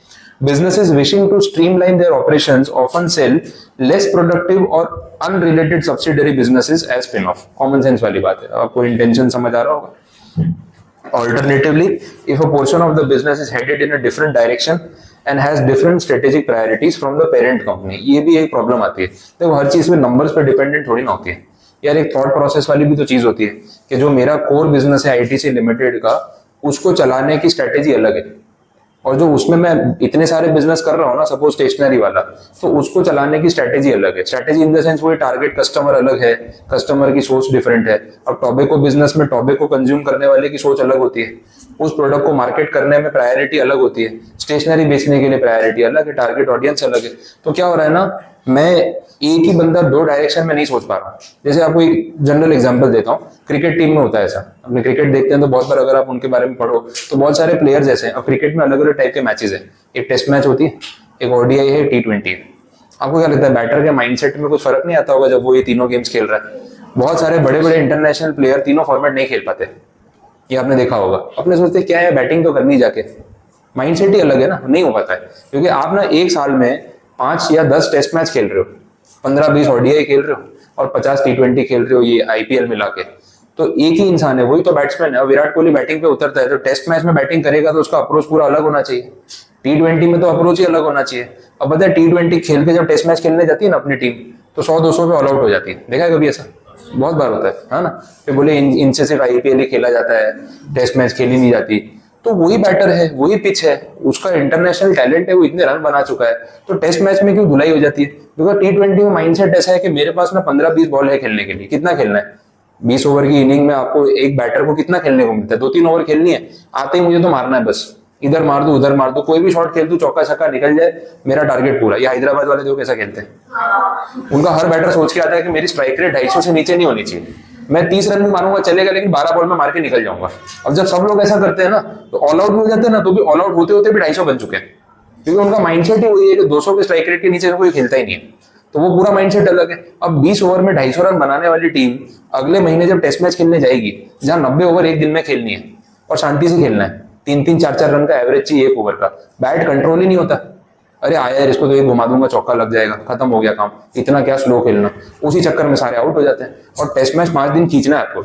आप 20 ओवर में 300 बना के टेस्ट मैच नहीं जीत पाओगे, 90 ओवर सामने वाला आराम से खेलेगा तो आपको हरा देगा। वो माइंड गेम है। तो एक आपका माइंड चल रहा है T20 में फटाफट रन मारने, तो आपका माइंड का प्रोसेसिंग वैसे हो रहा है। अगले दिन आप टेस्ट मैच खेल रहे हो, संभाल के खेलना है, रुकता ही नहीं हाथ, बैट चली जाएगा, आपका विकेट चली जाएगी।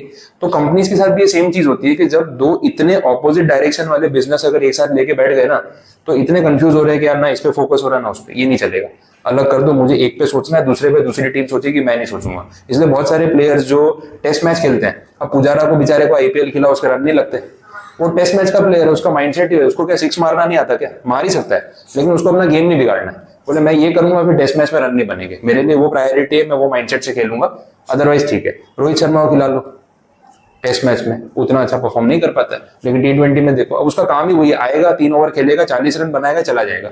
उसको ना हाफ सेंचुरी से फर्क पड़ रहा है, ना सेंचुरी से, ना उसको 40 ओवर खड़ा रहना है वहां पे, वो अपना काम करके निकल जाएगा। तो वो माइंड उनका प्रिपेयर्ड है ना, उसी फॉर्मेट में खेले जा रहे हैं, तो परफॉर्मेंस आ रहा है। टेस्ट मैच में लेके जाओगे तो 0 पे आउट हो जाते हैं। बात समझिए, ये सेम चीज यहाँ पे भी हो रही है वैसा है। तो ये इंटेंशन है स्पिन ऑफ करने का। अब मेरी आपको बात रिलेट हो जाएगी। हाँ वही हो गया। एक और भी रीजन है उसका, भी आएगा, वैल्यू अनलॉकिंग बोलते हैं। भाई होटल बिजनेस ना आईटीसी का अच्छा परफॉर्म कर रहा है, लेकिन उसकी वैल्यू नहीं बन पा रही है, क्योंकि आप ना एक ब्रांड नेम आईटीसी लिमिटेड में 5 बिजनेस चला रहे हो, तो पांचों बिजनेस ना थोड़ी थोड़ी वैल्यू क्रिएट तो कर रहे हैं, लेकिन आइडेंटिटी क्रिएट नहीं हो रही। ये वैसा हो गया। अब जैसे एक फैमिली बिजनेस है, आप लोग ना 3-4 भाई बहनों, सब लोग एक बिजनेस पे बैठे हैं, तो नाम तो फैमिली बिजनेस का ही हो रहा है। हो सकता है कि 5 में से एक की पोटेंशियल ऐसी हो कि इसको अलग से छोड़ दिया ना, तो ये इससे 10 गुना बड़ा बिजनेस बना देगा। तो उसको बोले कि तू बाहर जा, तू कर, देखो जो करना है कर, क्योंकि ये बिजनेस में तेरी आइडेंटिटी क्रिएट नहीं होगी, तू बाहर जाके कुछ करेगा ना, पैसे थोड़े से ले ले हमसे, जो करना है कर। उसका दिमाग क्या पता बाकी सबसे अलग चलता हो। ये सब कंजर्वेटिव सोचते हो, नहीं इतना ठीक है, उतना ही करना है। फैमिली बिजनेस में ऐसा होता है, मेंटल रिस्ट्रिक्शन भी बहुत होता है। तो बड़े बैठे होते हैं ना, उनका वो सोच पुरानी होती है, बोले नहीं इतना ठीक है, इतना ही कमा रहे, इतना खा रहे। यंग जनरेशन जोश में ज्यादा होती है, बोले एक बार मेरे को मौका तो देखो, बिजनेस कहाँ ले जाता हूँ। बोले नुकसान करेगा, उल्टा गिरेगा, बोले नहीं मैं कर लूंगा।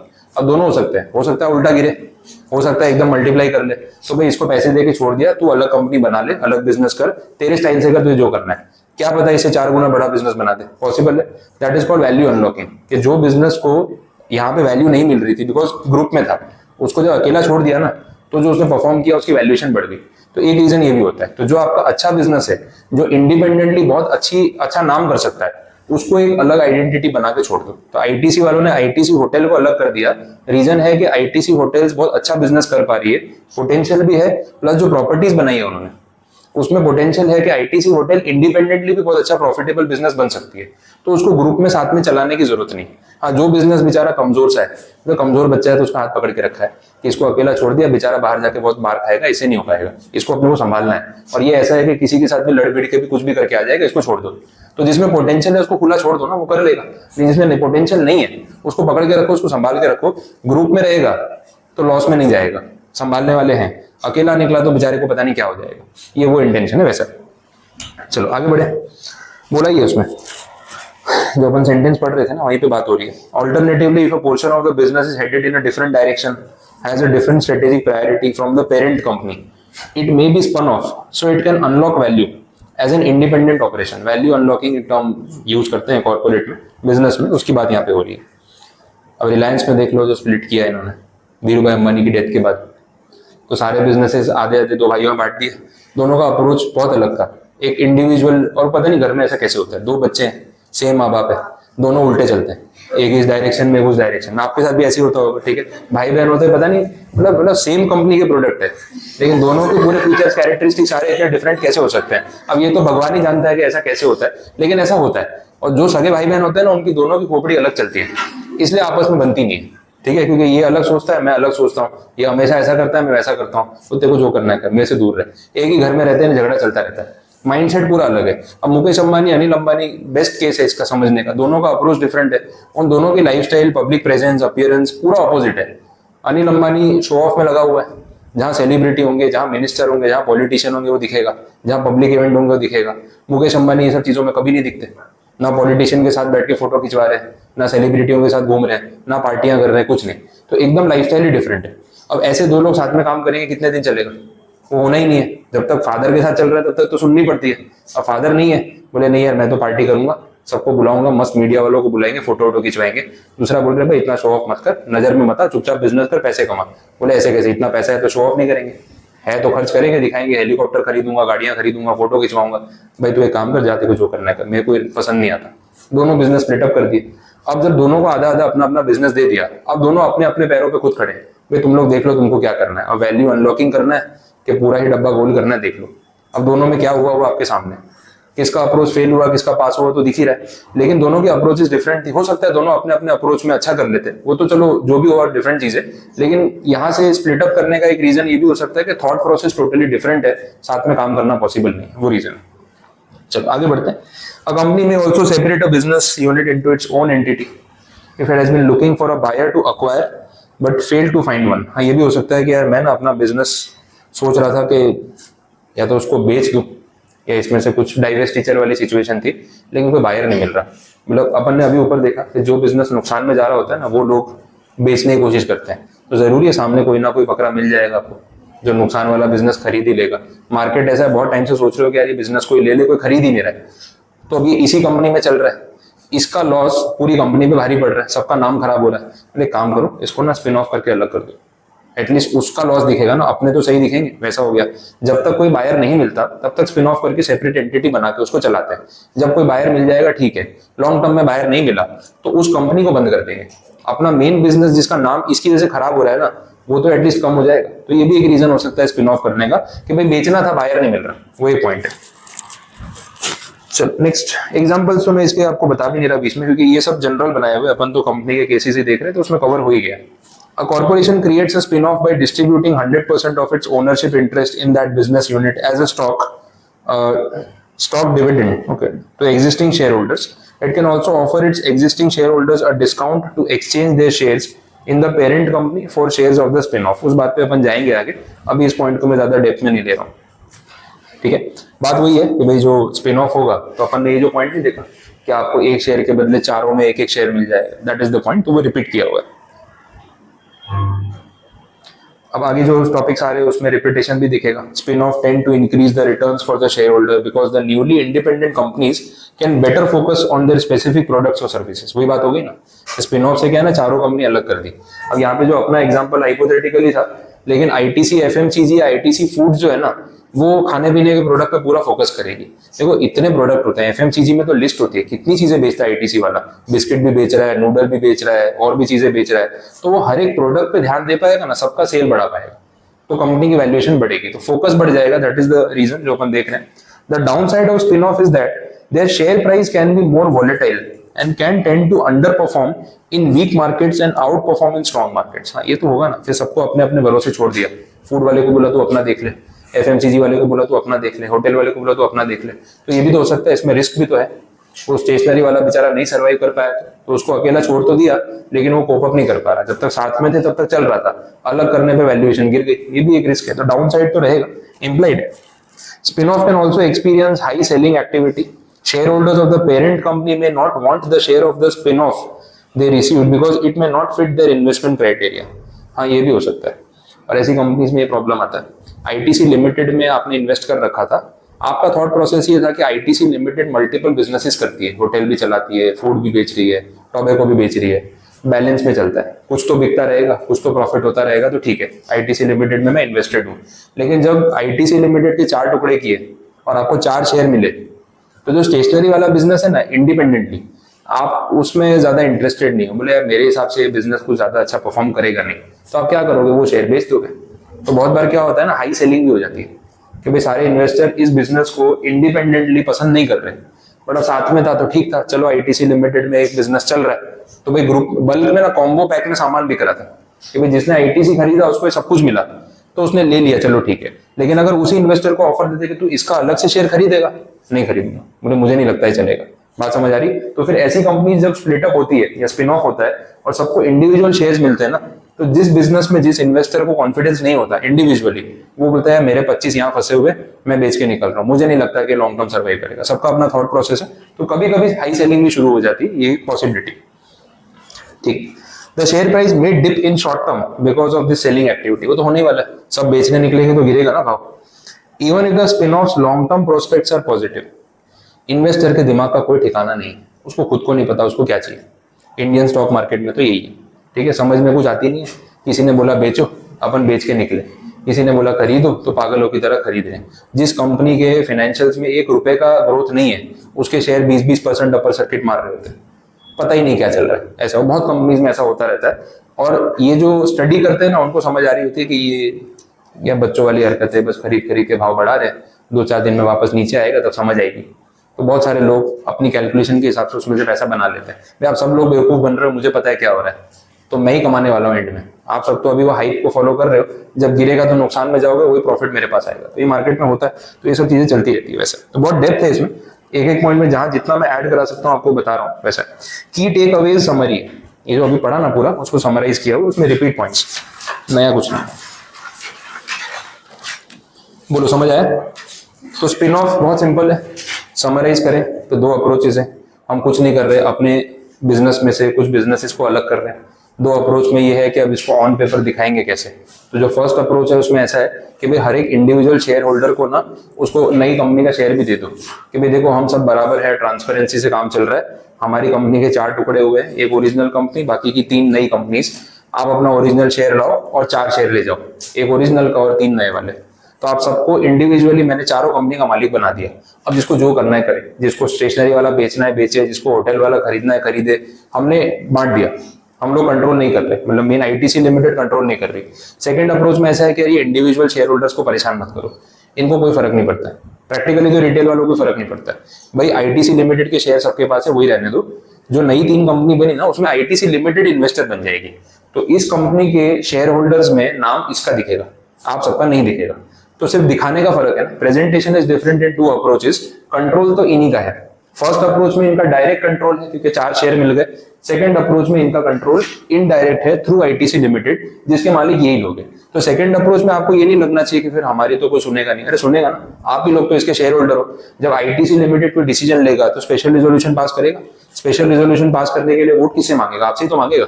तो कंट्रोल तो आप ही का है ना, सिर्फ नाम का फर्क है फर्स्ट और सेकंड अप्रोच में।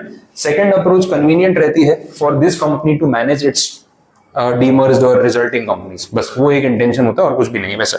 तो ये कंक्लूजन है और वहां पे वो पॉइंट खत्म हो जाता है। बोलो कुछ कंफ्यूजन इसमें, कुछ नहीं समझ आया, क्लियर हो रहा है एकदम? ठीक, आगे बढ़ते हैं। नेक्स्ट जो पॉइंट है दैट इज स्प्लिट और डिविजन्स। ब्रेक चाहिए 5 मिनट तो ले लो, टॉपिक फिर थोड़ा है टेक्निकल। 5 मिनट ब्रेक ले लो, फिर ऐसा हो तो स्टार्ट करते हैं, वैसा रखो। चलिए तो कंटिन्यू कर लेते हैं टॉपिक।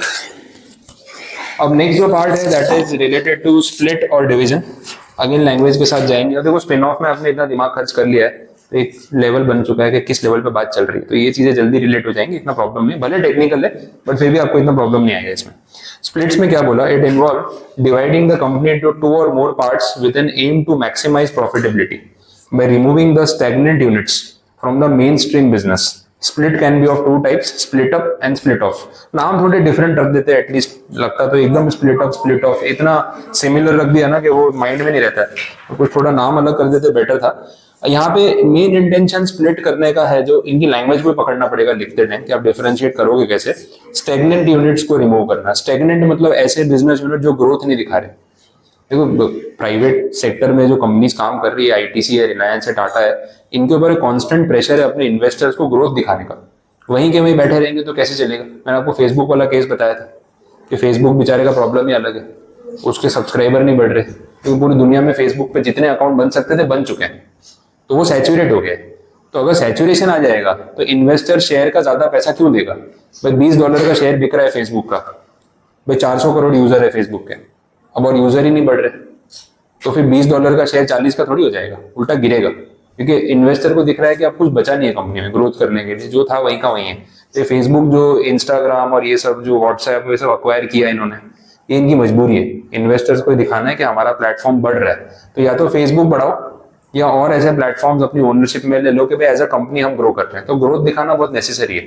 तो ये कंपनीज में अगर इनका कोई भी बिजनेस ऐसा है जो ग्रोथ नहीं दिखा रहा है, वहीं का वहीं स्टैग्नेंट है, तो उसको ये लोग अलग कर देते हैं, स्प्लिट कर देते हैं। That is one of the reason of split up, जो इनकी लैंग्वेज के हिसाब से, या स्प्लिट का जो रीजन है वो ये।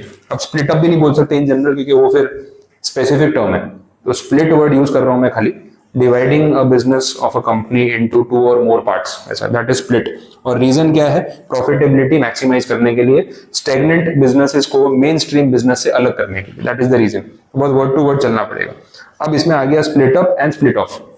स्प्लिट अप में देखते हैं क्या हो रहा है। It is a process of reorganizing a corporate structure where by all the capital stocks and assets are exchanged for those of 2 or more newly established companies resulting in the liquidation of the parent corporation. तो split up वाला जो case है ना, इसमें main highlight बात यह है कि जो पेरेंट कॉर्पोरेशन है ना, वो लिक्विडेट हो जाएगी, खत्म हो जाएगी। फॉर एग्जांपल कोई भी अपने कंपनी फ्रेम कर लेते हैं, जैसे वो आईटीसी का एग्जांपल ले रहे थे ना, तो वही रखते हैं चलो, तो उसे आपको डिफरेंस समझ में आएगा। आईटीसी लिमिटेड थी पेरेंट कंपनी। तो अभी अपन जब बात कर रहे थे स्पिन ऑफ में, तो मैंने आपको बोला कि आईटीसी लिमिटेड तो एग्जिस्ट करेगी, उसमें से कुछ कंपनीज अलग कर दी वो अलग बात है, बट आईटीसी ओरिजिनल कंपनी, उसका एग्जिस्टेंस अपन ने खत्म नहीं किया था। मान लो ऐसा हो जाए कि इन्होंने बोला कि हमको ना 4 कंपनी बनानी है, अब हमने 3 बनाई थी लास्ट केस में, अब 4 बना रहे हैं, टोबैको वाली, होटल वाली, एफएमसीजी फूड्स वाली और स्टेशनरी वाली। अब इन फ्यूचर ऐसा रहेगा कि आईटीसी लिमिटेड का एग्जिस्टेंस खत्म, ये 4 कंपनीज एग्जिस्ट करेंगी अलग अलग नाम से, समझ आया। So this is split up इनकी लैंग्वेज के हिसाब से। पेरेंट कंपनी का एग्जिस्टेंस हो जाएगा खत्म, ये हो जाएगी लिक्विडेट, टुकड़े हो जाएंगे पेरेंट कंपनी के, पेरेंट कंपनी रहेगी नहीं। अगर इस तरीके से आपने डिवीजन किया तो इसको हम बोलेंगे split up. This is the best possible way जो अपन, अब नाम ऐसे हो जाएंगे ना, अब फिर ये हो जाएगा वो आईटीसी टोबैको लिमिटेड ऐसा कुछ, हाँ, या फिर आईटीसी, कुछ भी नाम रख दो ना, जरूरी नहीं आईटीसी वर्ड भी यूज करना नेसेसरी थोड़ी ना, वो तो अपन रिलेट कराने के लिए। आप 4 नाम रख दो ना, ABCD, क्या फर्क पड़ रहा है। ये हिस्ट्री हो गया, ये था और अब नहीं। आईटीसी लिमिटेड एक कंपनी अब एग्जिस्ट ही नहीं करेगी। अब अगर मैं इसको बोल रहा हूँ आईटीसी टोबैको लिमिटेड, तो आईटीसी लिमिटेड और आईटीसी टोबैको लिमिटेड दो अलग नाम हुए ना, सेम कंपनी थोड़ी कंटिन्यू हो रही है। टोबैको वर्ड लग गया ना पीछे, तो टेक्निकली तो this is a separate entity वैसा। तो आईटीसी लिमिटेड करके जो ब्रांड था, जो कंपनी थी, वो खत्म हो गई, लिक्विडेशन हो गया, डिसोल्यूशन हो गया, आरओसी के रजिस्टर में से नाम गायब हो गया, अब ये है ही नहीं। अब ये 4 कंपनीज हैं जो पहले एक ही कंपनी थी, अब 4 अलग अलग हो गई, ओरिजिनल पेरेंट कंपनी का एग्जिस्टेंस खत्म हो गया। अगर आप इस तरीके से करते हो तो हम इसको बोलेंगे स्प्लिट अप। नॉर्मल सर्कमस्टांसेस में ऐसा नहीं होता है, पेरेंट कंपनी अपना एग्जिस्टेंस इन प्रैक्टिस कभी खत्म नहीं करती है, अपने में से पार्ट्स अलग कर देगी वो ठीक है, लेकिन पेरेंट कंपनी सर्वाइव करती है। लेकिन अगर नहीं करे तो फिर उसको हम स्प्लिट अप बोल सकते हैं वैसे।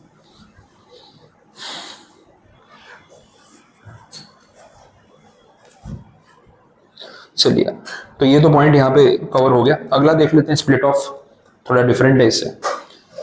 It is a process of reorganizing a corporate structure whereby the capital stock of a division or subsidiary of a corporation or of a newly affiliated company is transferred to the stakeholders of the parent corporation in exchange for part of the stock of the later.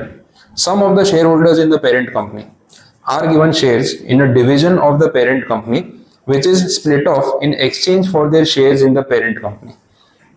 Complicate कर दिया थोड़ा इसको, एक बार आप paragraph वापस पढ़ लो, मैं example बताता हूँ, आपको बात रिलेट हो जाएगी। 2-3 एग्जांपल दे रहा हूँ अलग अलग कंपनीज के, सिर्फ लैंग्वेज अपने थोड़ा माइंड में रखने के लिए पढ़ लो।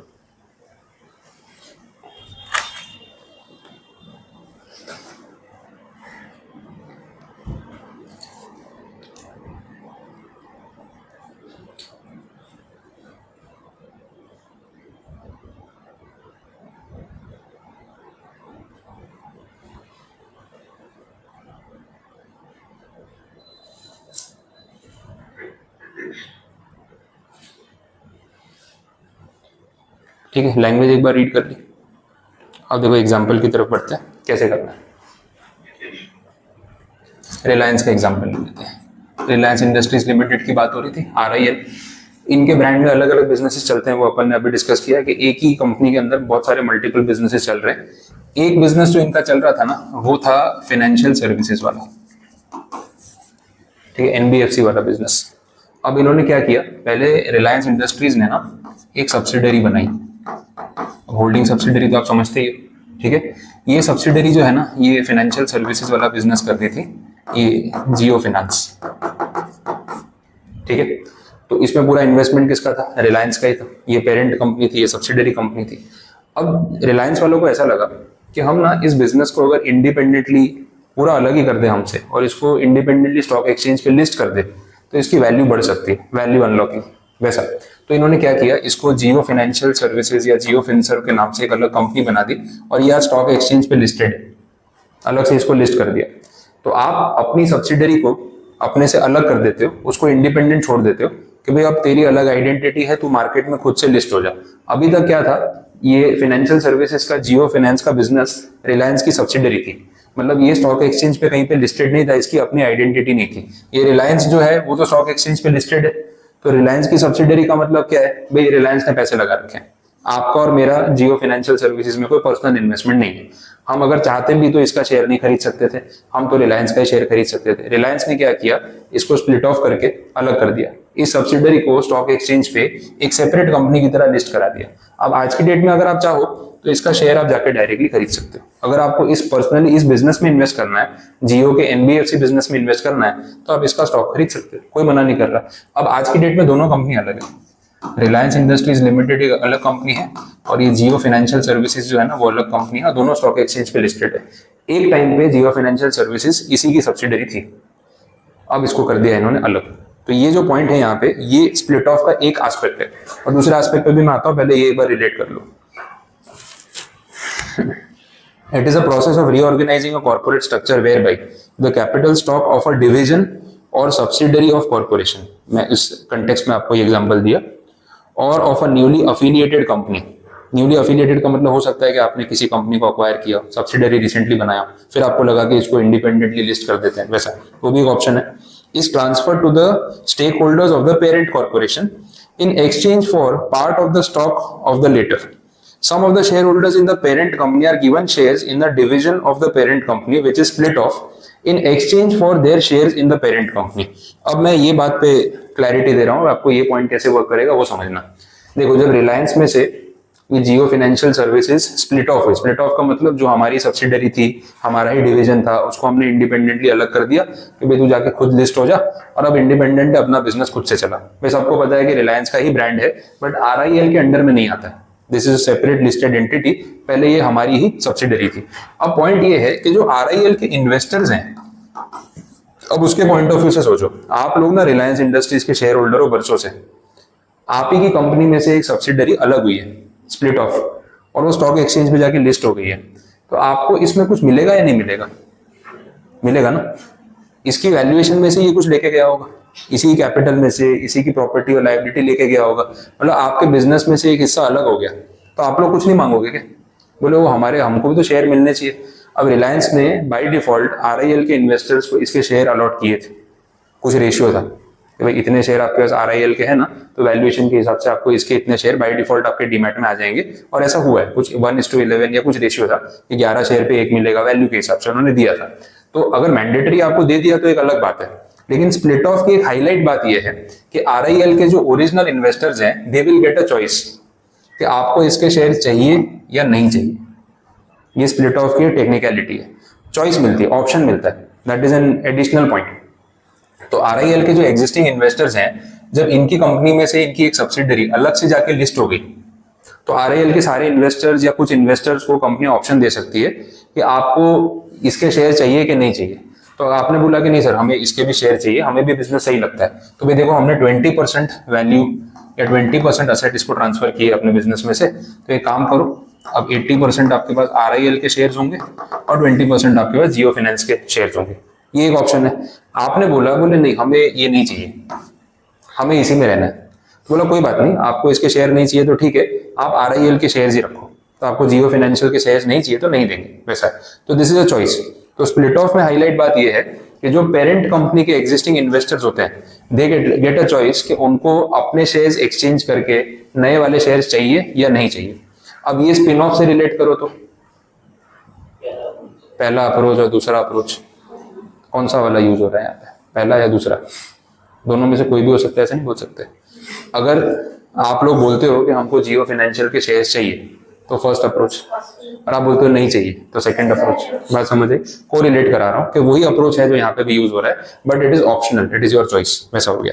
और ये एक एग्जाम्पल है, ऐसे आपको और भी एग्जाम्पल चाहिए तो मैं दे सकता हूँ रिलायंस में, और रियल केस है। रिलायंस इंडस्ट्रीज लिमिटेड जो है ना, इनकी एक सब्सिडरी है रिलायंस रिटेल वेंचर्स लिमिटेड, ये रियल केस है, गूगल पे मिल जाएगा। Reliance retail ventures limited Reliance की होल्ली ओन्ड सब्सिडरी है फिलहाल। ये लोग क्या बिजनेस कर रहे हैं, इसकी भी बहुत सारी सब्सिडरीज हैं, इसकी एक सब्सिडरी है रिलायंस रिटेल लिमिटेड, ये रियल केस है, ये पेरेंट कंपनी, ये उसकी सब्सिडरी, ये उसकी सब्सिडरी, 3 केसेस हैं। अब इसमें ऐसा है, रिलायंस इंडस्ट्रीज जो है वो तो पेट्रोकेमिकल का बिजनेस भी करती है, जियो का बिजनेस भी करती है, फिर ये रिलायंस जियो मार्ट और ये रिलायंस स्मार्ट और मॉल का बिजनेस भी करती है। इन्होंने क्या किया, अपना जो रिटेल वाला बिजनेस है जिसमें आपका रिलायंस डिजिटल आ गया, रिलायंस स्मार्ट आ गया, जियो मार्ट आ गया, FMCG और टेक्नोलॉजी और वो वाला सेक्टर पूरा, वो इन्होंने इसके थ्रू मैनेज करना शुरू कर दिया। तो रिलायंस ने एक सब्सिडरी बना दी RRVL, Reliance retail ventures limited. ये रिलायंस रिटेल वेंचर लिमिटेड इसी की होल्डी ओन्ड सब्सिडरी है। अब रिलायंस वाला अपना सारा FMCG और रिटेल का बिजनेस इसके थ्रू करता है, पर FMCG और रिटेल में भी बहुत सारा डिवीजन है। रिलायंस डिजिटल इलेक्ट्रॉनिक बेच रहा है, रिलायंस स्मार्ट FMCG बेच रहा है, ऐसे अलग अलग ब्रांड्स भी तो है। तो इसमें भी इन्होंने फर्दर सब्सिडरी बना दी, जैसे रिलायंस रिटेल लिमिटेड एक सब्सिडरी है जिसके थ्रू ये लोग ये रिलायंस डिजिटल और ये सब ब्रांड चला रहे हैं, और कोई सब्सिडरी होगी उसके थ्रू वो जियो स्मार्ट और ये जो चला रहे हैं, जियो मार्ट हो गया, फिर रिलायंस की जो मॉल है वो दूसरी सब्सिडरी के थ्रू चल रहे हैं, ऐसे मैनेज कर रहे हैं। एक पॉइंट पे रिलायंस क्या करेगा इन फ्यूचर, इसका अलग से IPO लेके आएगा, ये होगा, ठीक है, अलग से IPO लेके आएगा। That will be the point of split of, कि जो आज मेरी सब्सिडरी है अब मैं उसकी वैल्यू अनलॉकिंग करना चाहता हूँ। आप सोचो रिलायंस वाले को मॉल खोलना ही था और FMCG डीमार्ट को कंपटीशन देना ही था, तो पहले भी तो IPO ला सकता था, नहीं ला सकता था, लेकिन नहीं लाया। उसका रीजन समझो, रिलायंस की खुद के पास इतना पैसा है कि वो आपसे पैसे मांगे बिना रिटेल बिजनेस शुरू कर सकता है, उसको डीमार्ट की तरह पैसे मांगने की जरूरत नहीं है। तो उसने क्या किया, अपने ही पैसों से पहले एक कंपनी बनाई, इसके थ्रू उसने पूरे इंडिया में रिलायंस के मॉल खोले, बिग बाजार को टेक ओवर करने की कोशिश की, अपना नेटवर्क बढ़ाया, वैल्यू क्रिएट की। अगर पहले IPO लेके आता तो 0 पॉइंट पे कंपनी होती, अभी तो कुछ हुआ ही नहीं है, तो लोग उतनी वैल्यू देते, शायद उतनी तो नहीं देते जितनी आज देंगे। आज आपको पता है कि इंडिया में रिलायंस के 1500 स्टोर्स हैं, इतने 1000 करोड़ का सेल है, इतना प्रॉफिट है। अब इन फ्यूचर अगर रिलायंस इसको सेपरेटली लिस्ट करता है स्टॉक एक्सचेंज पे, तो आप सब उसके पीछे भागोगे कि प्रॉफिटेबल कंपनी है, इतना बड़ा टर्नओवर, मुझे भी शेयर चाहिए, वैल्यू कितनी बढ़ जाएगी, समझ आ रहा है? तो पहले रिलायंस ने अपने इस बिजनेस की वैल्यू क्रिएट की ऑन पेपर नंबर्स में, अब जब वो बेचने निकलेगा ना तो उसको बहुत वैल्यू मिलेगी। तो इसका अगर थोड़ा सा भी हिस्सा मार्केट में बेच देगा ना तो ये पूरा इन्वेस्टमेंट उसका रिकवर हो जाएगा। पहले मेहनत करके बिजनेस बनाया फिर बेचा, तो इन्वेस्टर की नजर में तो वैल्यू बढ़ गई ना। जो अभी कुछ क्रिएट ही नहीं हुआ उसके क्या पैसे दोगे आप, और जो क्रिएट हो गया उसके तो पैसे अलग ही होंगे। तो रिलायंस ही अफोर्ड कर सकता है कि वो इस फॉर्मेट में जाए तो उसको कोई फर्क नहीं पड़ता, तो वो क्यों पहले से अपनी वैल्यू कम करेगा। जियो का जो बिजनेस है वो कहाँ अलग से लिस्टेड है, आप जियो टेलीकॉम के शेयर्स अलग से ले सकते हो, नहीं, वो रिलायंस इंडस्ट्रीज की सब्सिडरी के फॉर्म में चल रहा है। इन फ्यूचर रिलायंस के दो बड़े आईपीओ आ सकते हैं, एक रिलायंस रिटेल और एक रिलायंस जियो, टेलीकॉम बिजनेस। वो टेलीकॉम को अलग कर देगा, रिटेल को अलग कर देगा, और इंडस्ट्रीज के नाम पे ये चलेगा, जो आपका हैवी इंडस्ट्री टेलीकॉम पेट्रोलियम वाला, वो बिजनेस अलग चलेगा। बट वो लोग तभी करेंगे जब उनको इसकी सही वैल्यू पब्लिक से मिलेगी, नहीं मिलेगी तब तक नहीं करेंगे, उसको क्रिएट करते रहेंगे। अब जियो प्रॉफिटेबल कंपनी है टेलीकॉम वाली, तो जब उतना अच्छा प्रॉफिट आ जाएगा उनके पास कि वो शेयर बेचे और लोग मुंह मांगे दाम पे खरीद ले, तभी वो उसको अलग से लिस्ट करेंगे, अभी नहीं करेंगे। तो इन फ्यूचर जब ये होगा तो आप बोल सकते हो कि स्प्लिट ऑफ है। अब स्प्लिट ऑफ के टाइम पे इन्वेस्टर को ऑप्शन मिल जाएगा कि आपको रिलायंस का ही शेयर होल्ड करना है या आपको रिलायंस रिटेल का जो हम अलग कर रहे हैं, जैसे जियो फाइनेंस अलग किया वैसे अलग से शेयर चाहिए। आप बोले नहीं चाहिए तो भाई ठीक है, आप आरआईएल के शेयर होल्डर रहो, वैल्यू वाइज तो आपको उतने शेयर मिल ही जाएंगे। नए वाले में आपको शेयर नहीं चाहिए तो कोई बात नहीं, वो आपकी मर्जी है एक्सचेंज करना है कि नहीं करना। आप बोले नहीं एक्सचेंज करना है, मेरे पास रिलायंस के 100 शेयर पड़े, मैं लेके बैठा हूँ, भाई ठीक है। आप बोले एक्सचेंज करना है तो एक काम करो, 100 में से 15 शेयर दे दो और उसके बदले इसके 15 शेयर ले जाओ, जो भी एक्सचेंज रेशियो होगा वो आपकी चॉइस है। तो स्प्लिट ऑफ में एग्जिस्टिंग पेरेंट कंपनी के शेयर होल्डर्स को चॉइस मिलती है whether to go for new company और not in exchange of their shares in the parent company. वो एक्सचेंज वाली जो लैंग्वेज है वो ये बोल रही है वैसा। अब वो पैराग्राफ फिर से पढ़ोगे तो आपको बात समझ आ जाएगी। सर इसमें ये रिलायंस वाला 80 और 20% वाला एग्जांपल है, तो उसमें हमें अगर जियो फाइनेंशियल सर्विस के भी चाहिए तो रिलायंस के शेयर पे प्राइस यही रहेगा कि नहीं, आपके पास रिलायंस के उतने शेयर रहेंगे जितने पहले थे।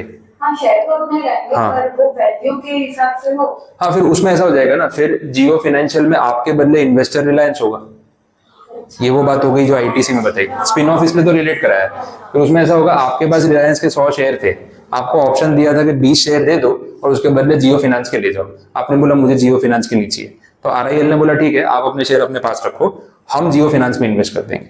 तो आपका कंट्रोल तो है ही जियो फाइनेंस में, लेकिन इनडायरेक्टली आपके नाम पे जियो फाइनेंस के कोई शेयर नहीं होंगे। आपको नहीं चाहिए ना, ठीक है, घुमा फिरा के बात तो ये कि आप इन्वेस्ट तो कर ही रहे हो, लेकिन इनडायरेक्टली फिर आपका नाम नहीं आ रहा वहां पे, वैसा वो स्पिन ऑफ वाले पॉइंट से कनेक्ट हो जाएगा। तो आपके शेयर की वैल्यू 100 का 80 नहीं होगी, आपके पास रिलायंस का 100 का ही शेयर रहेगा, बट जियो फाइनेंस में रिलायंस इन्वेस्टर हो जाएगा वो 20% के लिए। तो आपके लिए आप रिलायंस के इन्वेस्टर हो 100 रुपए के, लेकिन रिलायंस खुद जियो फाइनेंस में 20 रुपए का इन्वेस्टर है। तो इनडायरेक्टली तो कहीं ना कहीं आप ही इन्वेस्टर हो गए ना, भले आपका जियो फाइनेंस का डायरेक्टली शेयर नहीं, बात वैसी। देख लो पैराग्राफ वापस पढ़ लो।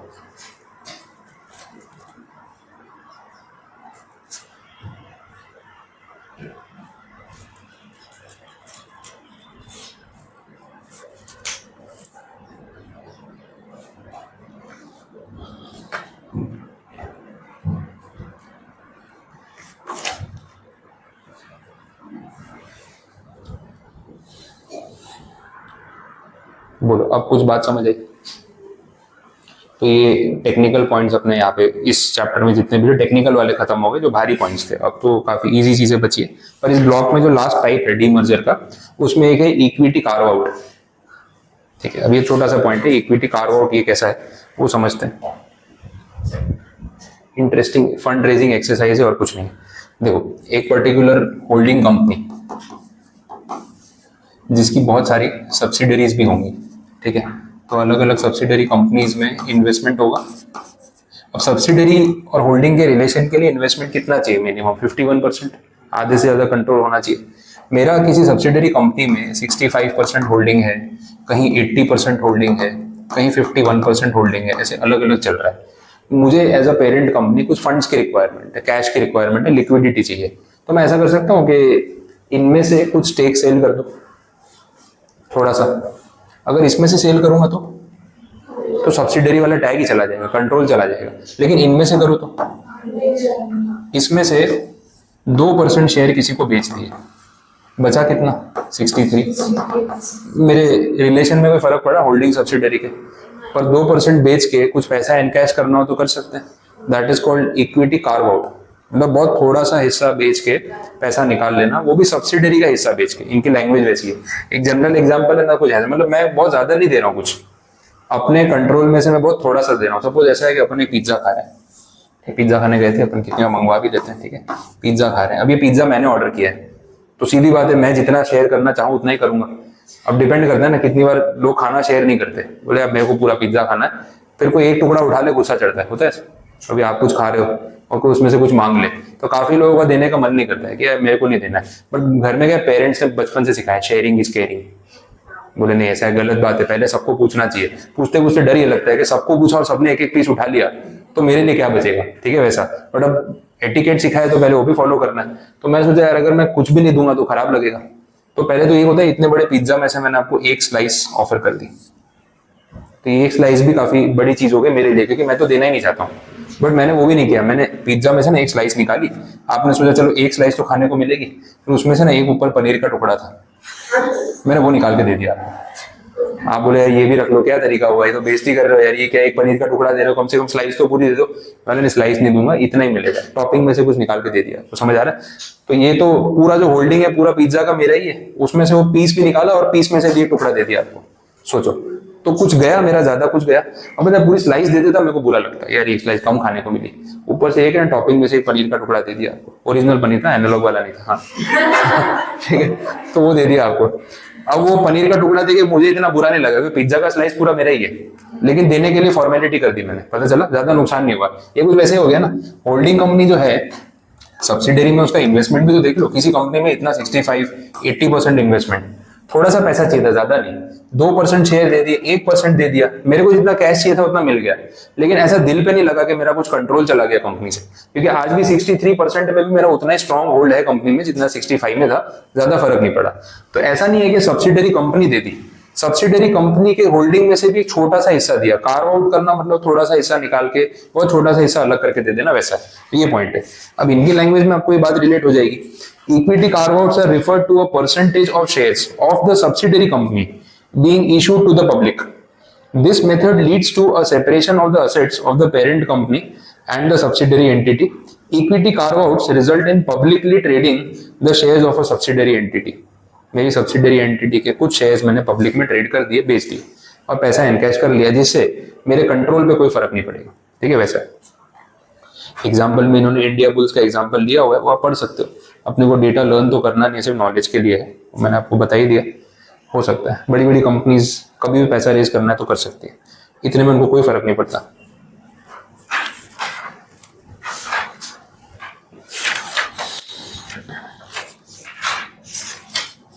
बोलो, कोई कंफ्यूजन नहीं आता? क्लियर, पता चला? ये अभी इतना करा के भी हाफ चैप्टर खत्म हुआ है और मैं काफी कुछ है इसमें समझाने के लिए, तो मैं जल्दी नहीं करना चाहता हूँ। बिकॉज स्लम्प सेल है, ये आंसर आपको मैंने कैपिटल गेन में पढ़ाया हुआ है, वो रिलेट कराना है। जॉइंट वेंचर है, ये जॉइंट वेंचर अपन ने सेटिंग अप ऑफ बिजनेस वाले सब्जेक्ट में पढ़ा था, वो equity joint venture, contractual joint venture, ये वहां से है। स्ट्रेटेजिक अलायंस में बहुत अच्छा टॉपिक है, मजेदार टॉपिक है, क्योंकि इसमें भी रियल केसेस है और एक रिवर्स मर्जर है, वो बहुत अच्छा केस है। उसमें HDFC का केस रिसेंटली हुआ है 2023 में, तो ये सब भी बताना है। तो इसके लिए पूरा एक लेक्चर मुझे चाहिए और फिर वो हल्दीराम वाला केस भी डिस्कस करना है। तो फिर ये आज तो आई थिंक ओवरडोज हो जाएगा, तो यहीं पे अपने को रोकना पड़ेगा। तो चैप्टर सोचा था लेकिन पूरा खत्म नहीं हुआ है, तो 1-1.5 घंटे का टाइम और चाहिए, तब जाके खत्म होगा। तो फिर अब नेक्स्ट जब मिलेंगे तभी कंटिन्यू करेंगे, वही एक ऑप्शन है।